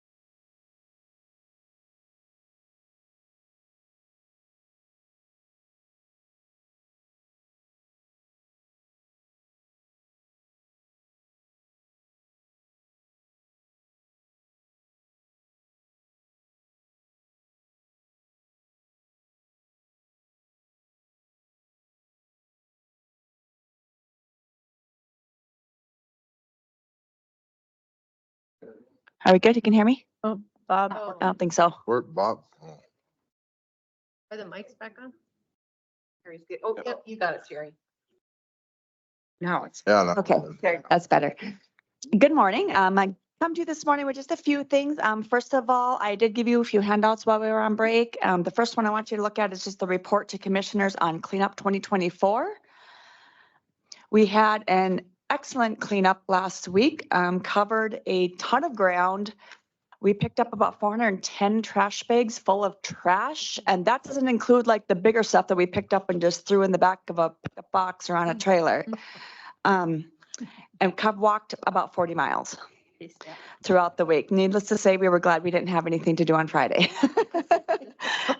But I feel like it went really well. Luann can touch base on some of the logistics of the social media stuff and how to get that, how we got that out there to the communities. We did have some community response. We are looking at ways to improve that. We did have a follow-up meeting yesterday just as a committee to write down some notes on what we think we can maybe improve on next year. But overall, I think it went really well. We had people show up to help us and we're thankful for that. It was a really good opportunity for us to have community engagement. And as we talked about this earlier, we were doing this in conjunction with National Association of Counties Month. And their focus was being engaged in your community. I mean, there were people from all over the county. It wasn't just, strictly Manning and we had a really good effort from Marathon. They helped us and they're excited about next year. They are willing to do really big things like get all the oil companies involved. And I did hear that comment come up this morning that, there was a lot of trash. It was just unbelievable. We picked up barbecue grills and you name it. It was like, yep, Whoa. it was out there. But it was really fun to see the different cities. It was just fun. We got pizza and Dodge and we really did. It was a good time. I want to thank all the employees, the staff, the volunteers, everybody who helped. We couldn't have made it work without them. That's who made it work. And then just quickly to show you how fast that hits the social media. When we did the invitation out, the post reached 843 and we picked up 41 new followers on the website or on the Facebook page. And then the thank you post engagement was 1,018. We had 808 or 1,018 impressions, 808 engagements. And we had people watching the video, over 100 views on the videos. So it was really a lot of fun to see that people are getting excited about the positive things. So thank you for allowing us to do that. Yep. I just want to say that there were a lot of happy people in the communities wherever we went. People came out and thanked us. We had some elderly people ask us to move stuff out of their basement and rake some yards as well. We did not. We did move. We did help with the TVs. We got that moved, but it was really exciting. It pumped all of us up, and we've got some bigger goals for next year. And like Sarah mentioned, we met yesterday. We kind of did a SWOT analysis. We talked about what we want to do next year. We're going to start a little earlier, but it is all about the community engagement. We started, I think 6 years ago, we started the cleanup here, and it was just Manning. And this pumps me up. We all got really excited about it. We were very excited about it. So we're looking forward to enjoying it. Commissioner Marsh won money, or she found money. You found money. Really? Yeah. The joke was, Luann's like, I'm going to find money. And guess who found it? And I picked the trash for days. Yeah. And she picked it up. So yeah. Yeah, but it was a very good thing and there were a lot of happy people in the community. And, the school participated too and they want to join in with us again next year, the high schoolers. Great to have the school involved. So, yeah. We even have, sometimes you'd be in a smaller community and I remember somebody was standing in their yard, hands on their hips, and they were looking a little bit like, what are you doing? And I said, we're with the county. And he said, and what are you doing in my yard? And I know I was supposed to stay out of private yards, but there was a lot of boxes in this yard. And I said, Braden's standing behind me and he's like, should we be in this yard? I'm like, yeah, we're good. We're good. I said, can we pick up your boxes? He said, "You'd do that for me?" I said, "We sure would." He said, "Well, that's really nice. Absolutely." So I really think it was a good thing, you guys. It really, yeah. And we got beautiful ditches and Yeah, and the cities all came by, like the city of Kildare came with their garbage trucks and picked up the trash. Because otherwise it would be us hauling the trash somewhere. I think we did haul some, they opened the roll-off facility for us. They helped us in Yep. every. community. businesses did go on Facebook and say thanks. They said thanks to Dunn County for cleaning up Highlands Park because that was just a horrific mess, you know? So I think you guys, it was a good project. I just want to give a quick shout out to Kildare High School though on the program that they do with their community service days. I didn't even know about this prior to this, and I had contacted them to see if their FFA wanted to help us. And they reached back out to me asking if we just wanted to help with their community service day, and it happened to be last week. So we just joined forces with them for a half day on their early release day and help them with some projects. And I think it's great. They require some of their kids to have those community service hours for graduation. That's an awesome program to teach those kids that integrity. Yeah, Mhm. it was great. Awesome. Yeah. Really Good all the way around. Thank you guys so much. I know you put a lot of work into it, and you and the employees, and it was a very good Great. thing for I've had all of us. patrons wanting to thank you guys. They thought it was a really good gesture and they were proud of the job you guys have done. Oh. That's Good good to to hear. hear. It Good is. to It's a hear. really great thing for the community. Thank you. Good to hear. We got big goals for next year, so hold We on. do. Yeah. Wait, there's more. Okay, that's all we have on that. The next thing is our Adopt a Planter project. We kind of introduced that when we were talking about our cleanup week that we wanted to propose. To take it a little bit further, it's going to be part of our beautifying Dunn County, which is part of our strategic plan. We have purchased the planters with the money that you allotted us for the Dunn County cleanup week. So those are already purchased. And we purchased them in Dunn County. Yes, we did. We went through Western Choice to Western purchase Choice and those. Kildare. What we are here to ask for today is now we need to fill those planters with soil and flowers. I went and priced out some soil and flowers, and you want about 5 plants per pot, a 4-inch pot, and those run, so that's 120 plants. We have 24 pots. That'll run us about $600. I kind of went on the high end there, the $5 a pot. That's their average from $3 to $5 is typically what I found. And then the soil will need about 75 cubic feet of soil. That does allow us a little bit extra. So about $500 for soil. So I guess what we're asking is for the commissioners to support the NDSU Extension Office in implementing this program into our counties. On the back of that sheet, I do have, we are going to be putting those planters in all of the cities that we cleaned up in. And I do show the number of planters we plan to put on each city, just kind of based on the size of the town. And we will have a business or a resident adopt those planters to care for them. We will take care of planting them and placing them. And then we want to contact some businesses within the town, like I said, or residents, like Marshall doesn't have a business. We'll find a resident to go and just water those plants a few times a week and kind of care for them. And we do plan to go and check on them too, to make sure they're being properly taken care of. So we aren't wasting our money planting those flowers and they just end up dying. Then we also do want to, at the end of the season, we plan to try and see if we can find some ample storage for the planters to be able to store those planters over the winter time. In that matter, we'll be able to keep the soil in there. We may have to replace some fertilizer in there, or some nutrients, but so that cost won't be an every year thing, but we will have a rolling cost of planting the planters every year with the flowers. So we're just asking that we get support to kind of implement this program as a gardening program for the NDSU Extension Office and provide us with $1,100 to move forward with the purchase of soil and flowers. You're asking for 1163.76? Nope, that's what we already paid for the planters. That was with the $1,500 that you guys gave us for the Dunn County Cleanup Week. We included that in that. So I'm asking for the $500 for the soil and $600 to purchase flowers. Mr. Chairman, I would move that we approve the $500 for the soil for the planters and the $600 for the flowers needed to fill the planters. Is there a second? I'll second. Motion made by Commissioner Dalzell, second by Commissioner Marsh to approve the $500 for the soil and the $600 for the flowers. Is there any discussion? Hearing none, roll call vote. Commissioner Marsh? Yes. Commissioner Dolzall? Yes. Commissioner Pelton? Yes. Commissioner Kleeman? Yes. Commissioner Beaner? Yes, motion carried. Thank you very much. Thank you, guys. Okay. We also, I don't know if you guys saw, but there were signs that were put up in the community. That Yes, said team up to clean up.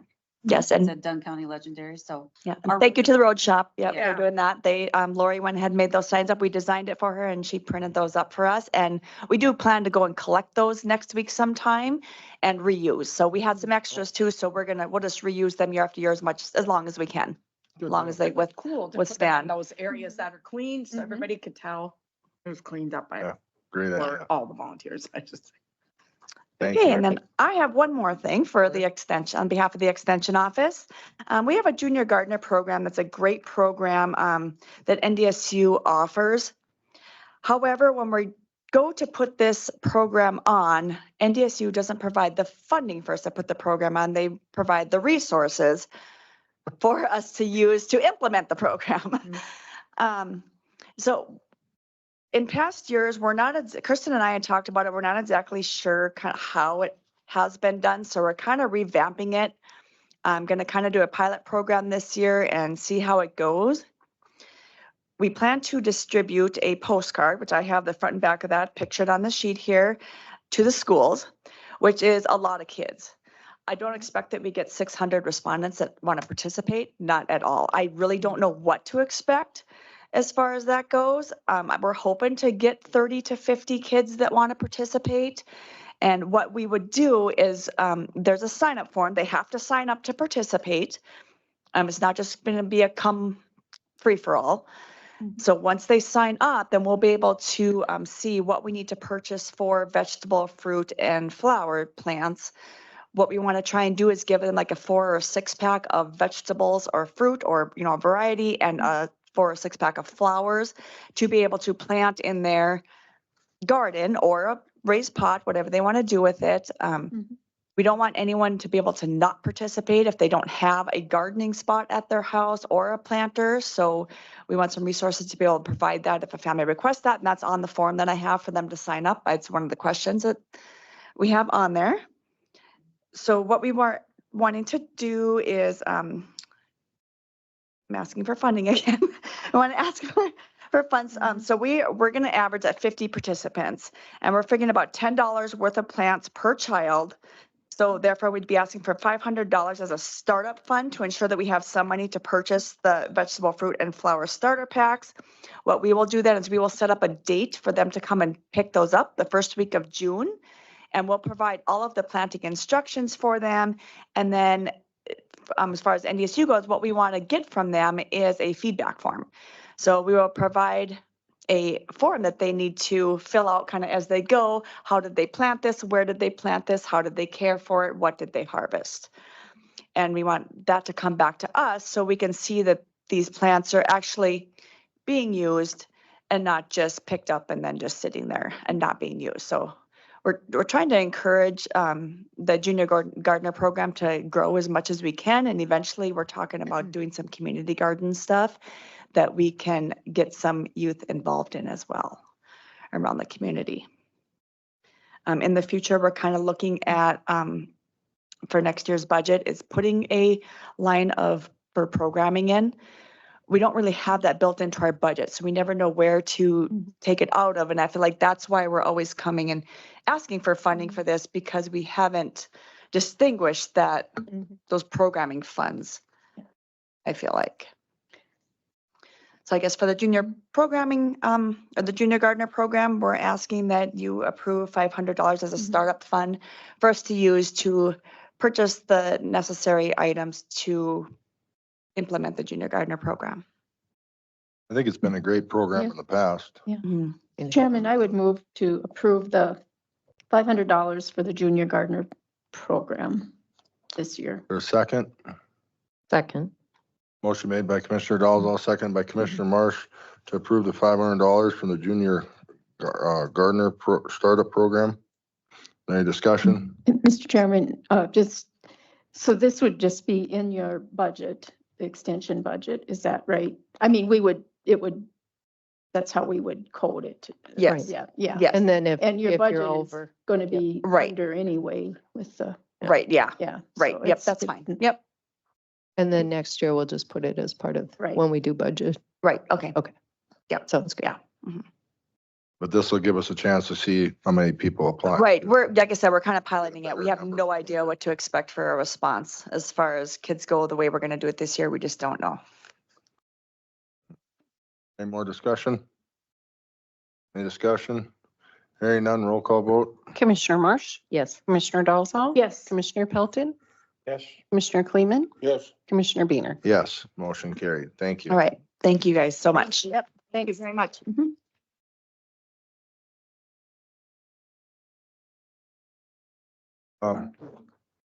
Mr. Marsh, you want to talk about the sick leave? I'm gonna ask Desi to come up and present it.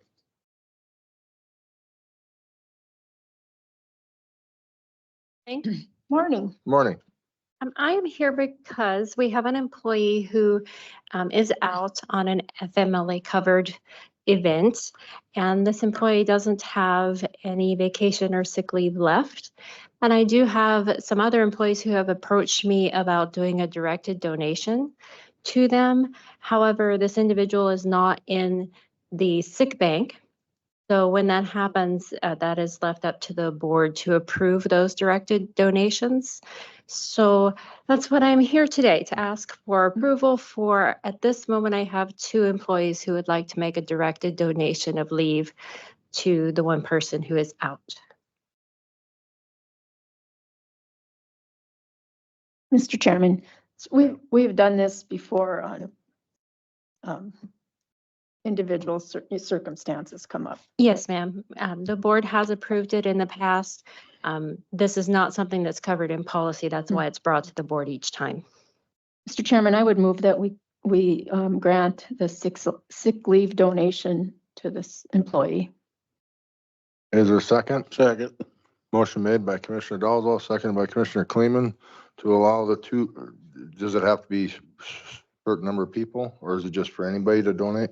At this moment, I only have 2 employees who have expressed interest, but there may be more. I would leave it open.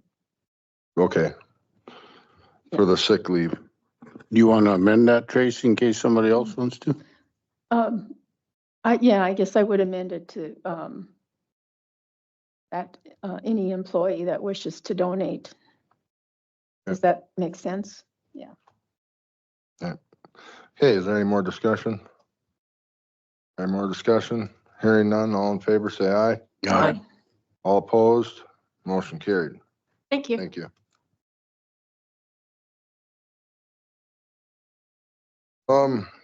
I guess I was approached if we wanted to do for July 5th, if we wanted to have that as a day off.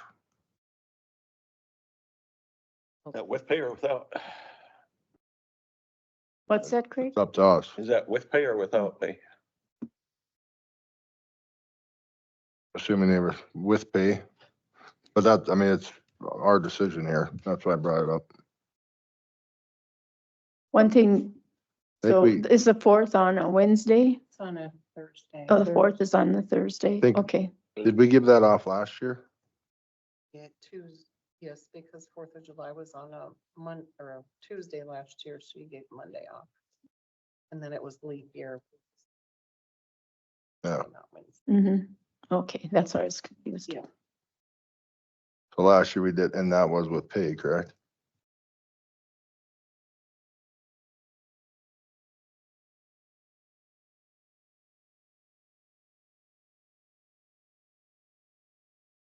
Decide with or without pay? Right. We haven't even decided Yeah. to give them the day off yet. You haven't given the day off yet. Oh, You need whatever you want to do with the motion. Yeah, I'd be willing to give them the day off. I don't know about, Mr. Chairman, I think it would be hard to say without pay because there are those, yeah, Yeah, that might get, if we're going to be closed and through no fault of their own and they need the pay, I think that's kind of a sticky situation, so. If we decide to do the day off, You'd I have would, to, otherwise you'd have people that say, I want to work. yeah, Yeah. you'd have to give them the pay or just not give them, make it a holiday day or whatever.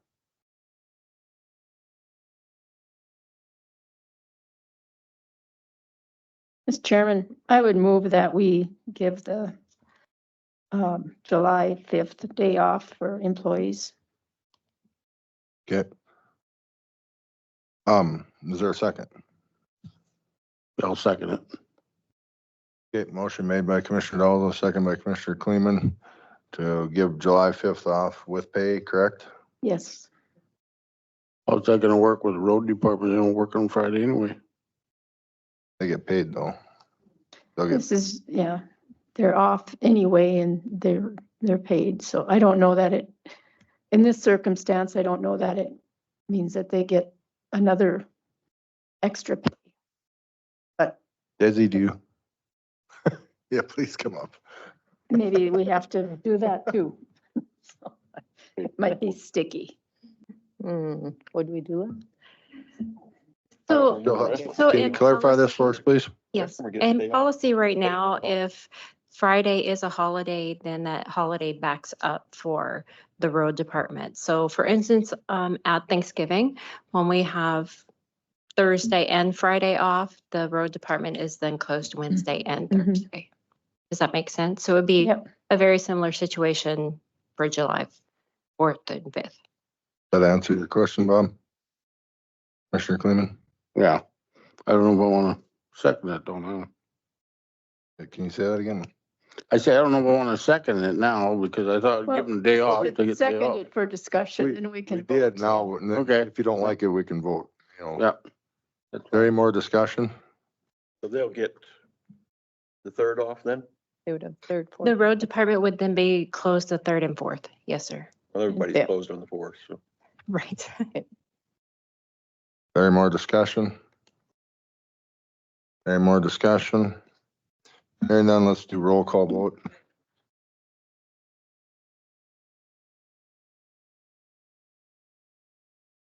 Three days, Well, with the weekend you're yeah. talking about, yeah.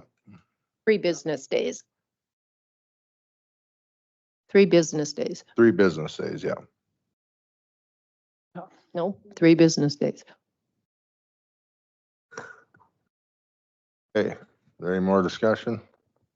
Hearing none, roll call vote. Commissioner Marsh, Yes. Commissioner Dalzell, Yes. Commissioner Pelton, Commissioner Kleeman, Yeah. Commissioner Beaner. Yes, motion carried.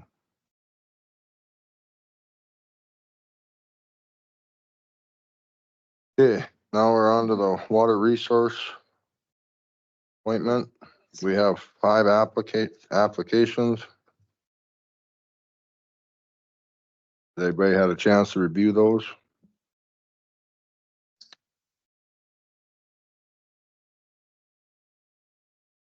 We, Mr. Chairman, oh, go ahead. do you want to just do one? I think position what we'll at a do time? is we'll just do one position. There's 2 positions that need to be filled. We'll just do one position. We'll just go, I'll go along and everybody can say their name for that position. Then we'll go to the next position. You can say, Sounds good. Has anybody contacted the people that have been nominated by somebody else? I don't have an answer for that.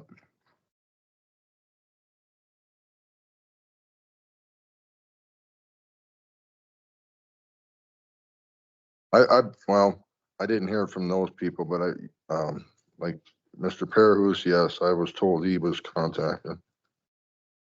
But I did not actually talk to himself.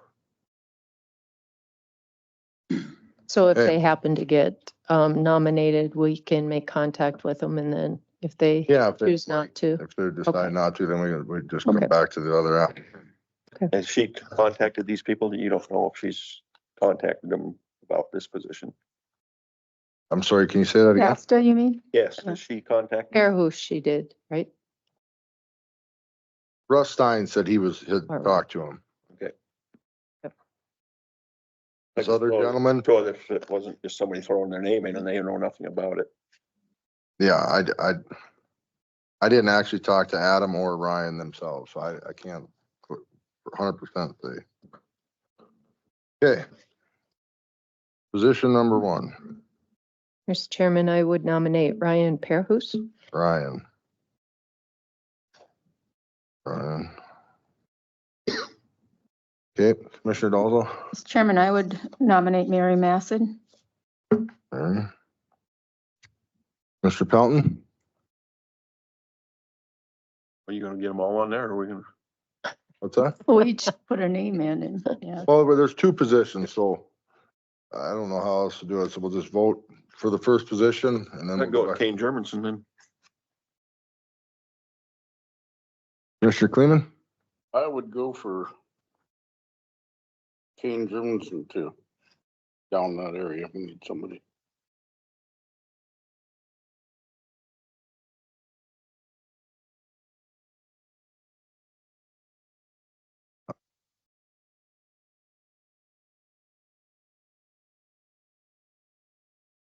Yes, I was gonna go for Ryan. Um.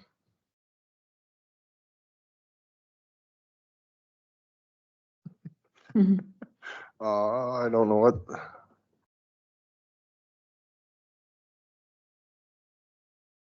Have any ideas how we're supposed to break the tie? Well, you got 2 names that are tied. Now you can go back and vote between the 2 of them. Yep, that'll work. Now it's between Kane and Ryan. Commissioner Marsh. Ryan, sorry. Okay. Commissioner Dalzell.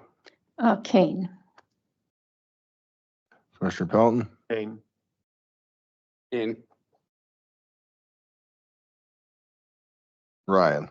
Okay, so Kane is gonna fill position number 1. Now on to position number 2.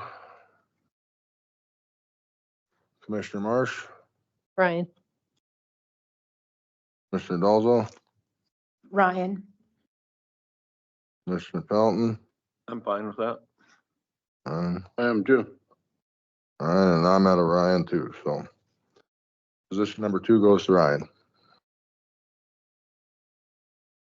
Perfect. We got vouchers and a financial report.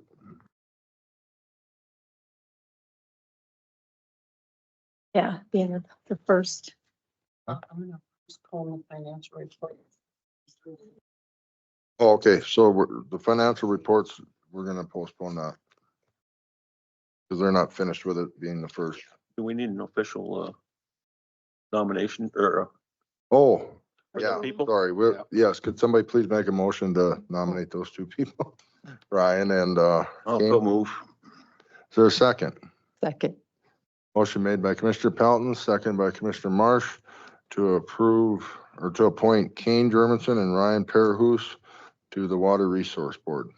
Was there any discussion? Any discussion? Hearing none, all in favor, say aye. Aye. All opposed, motion carried. Now it's official. Okay, now on to the vouchers.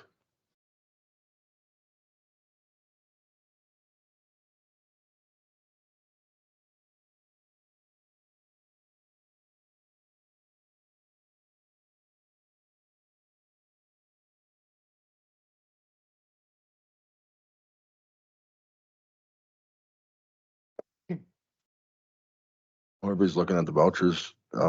Will you be able to get a hold of them and then also let them know that the first meeting is next Wednesday? It's the second Wednesday of each month.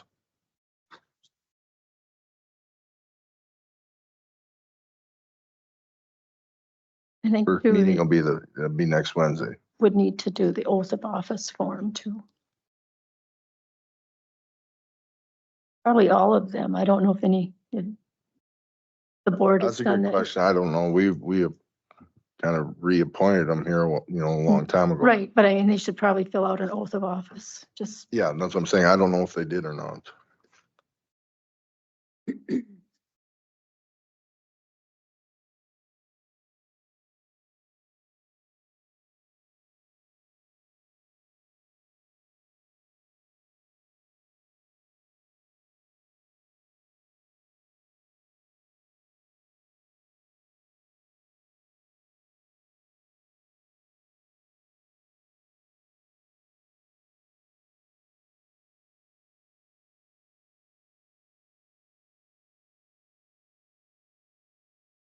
I saw that. I saw that.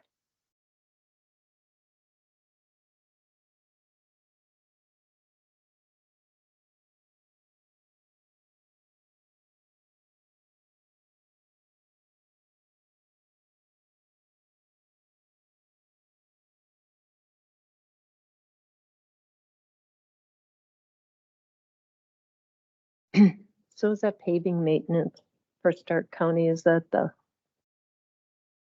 road on Stark County line? That's the road oil we use. I'm sorry. That's the road oil we use for sealing the cracks. Oh. So we pay to Stark County? Yep, they have a bulk. Yeah. Pick it up from them. We purchase it from them. Mm-hmm. Okay.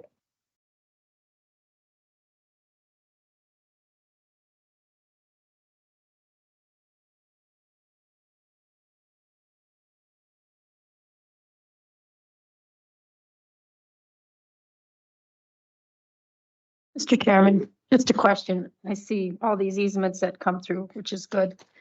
What does Stark County pay for road easements? I'm not 100% sure. I thought they do temporary easements. Well, that's what ours are. Oh, we do temporary, yeah, I mean, we don't take possession. It's No, just- But their price, I'm just wondering what they pay. Take some of it. We can, Take some. All temporary. We do some temporary for 500 is the minimum, but I'm talking about for road construction, the actual easement, what they pay. I don't even It's, know. yeah, I I'm haven't- just curious after our 3,000 discussion. an acre. We do 3,000 an 3,000. acre, I think is what it is. What? Stark does? They are. That's what we are. That's what we That's what are. we are. We're But 3,000. what do they? No, I pay? think See, that's what Stark is Stark less. County. They're pays. less, Oh, I I have think. no idea. Yeah. They don't. So I said it's different take than an us. easement. They That's- do it different. So I said it's a temporary easement for $500. They do a building permit. They build the road and then they put the fence back where it was and you get everything okay. back. 3,000 is a permanent easement. Yeah. Yeah, Our That's what- $500 temporary easement is just for like small projects. Yep. I've heard it's a That's what's temporary called. easement, but I'm not sure. That's within the 75. Good too. Yeah. You yeah, have to look at- just to look at neighboring counties, because I really don't think our 3,000 is. No, that's what I is, was informed. And we may need to up it. I'm not saying we don't, Getting but on the low side with what we land don't- prices have done. Well, and we can do an assessment, like Ross said, if you're gonna do it, then get someone out there to assess it, so it's a valid number, not just one that we choose. Because if they have to defend it, he's gonna want some backing on it. And it makes a difference too where you're at. If you're in like say if you're in New Raddick or Marshall or that Dodge, out in that country, they make the road ditches, you can hay them. Mhm. But you get up in that oil field and that's the last thing you want to do because there's so much garbage. Yep. If Luann thought they picked up garbage, go past my place. You get 40 bags in a half mile.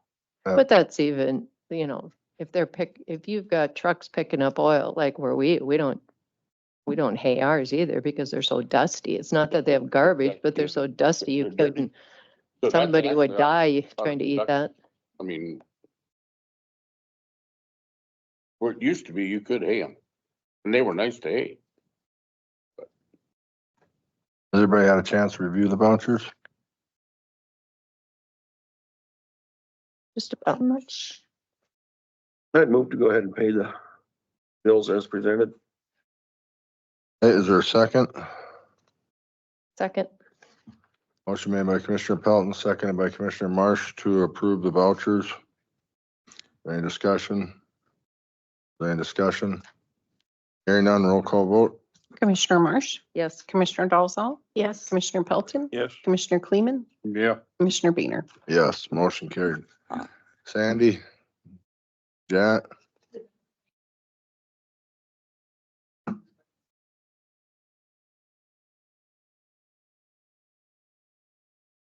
thought we were going on Wednesdays. You're gonna be here the wrong day. Maybe I'm Yeah. Wrong meeting. wrong day, sorry. That'd be Sorry. good. Got that? We got that. Okay. Okay. Anything else? Chairman, I move to adjourn. Your second? Second. Motion made by Commissioner Dalzell, second by Commissioner Marsh to adjourn. Is there any discussion? Any discussion? Hearing none. All in favor, say aye. Aye. All opposed? Motion carried.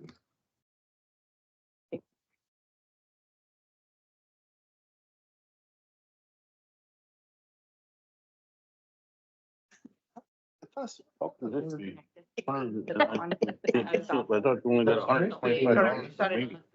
mean, shut it off. Was that mileage? That could be. I thought it was your last week was. That's what I'm saying. It's the second Wednesday of every month. Literally Commissioner Day, but next week, every Wednesday I had a meeting. I know it's Wednesday. It didn't change it. I was there. It's the second Wednesday. I just got changed now. Yeah. And it just went all over the video. Yeah, every Wednesday there's a meeting now.